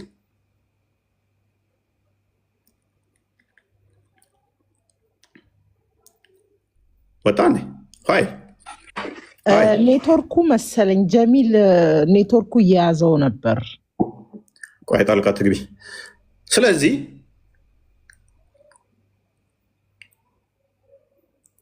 ለእኛ ወዶ ፈቅዶ ክርስቶስ ይሄን አድርጓል። መልካም እረኛ እንደዚህ ነው።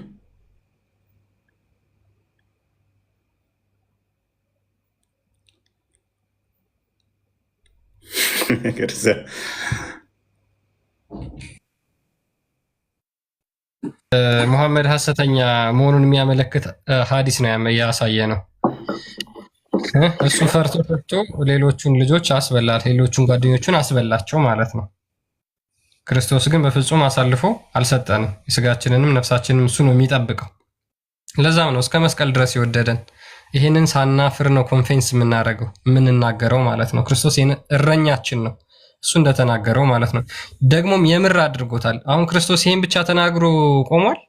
አሁን መልካም እረኛ እኔ ነኝ፣ አብም እንደሚያውቀኝ እኔም አብን እንደማውቀው የራሴን በጎች አውቃለሁ፣ የራሴን በጎች ያውቁኛል፣ ነፍሴን ስለ በጎች ያኖራለሁ ብሎ ተናገረ ክርስቶስ።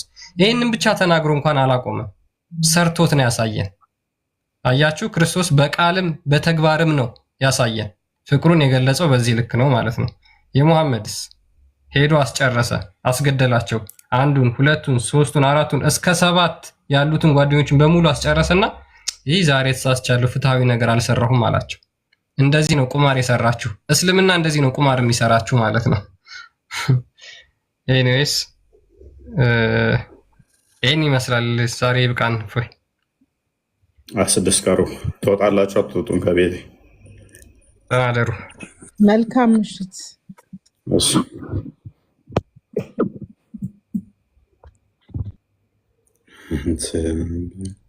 አወጣም እንደ አንተ አወጣም ወይ እኔ ለቀቅ ያልወጣ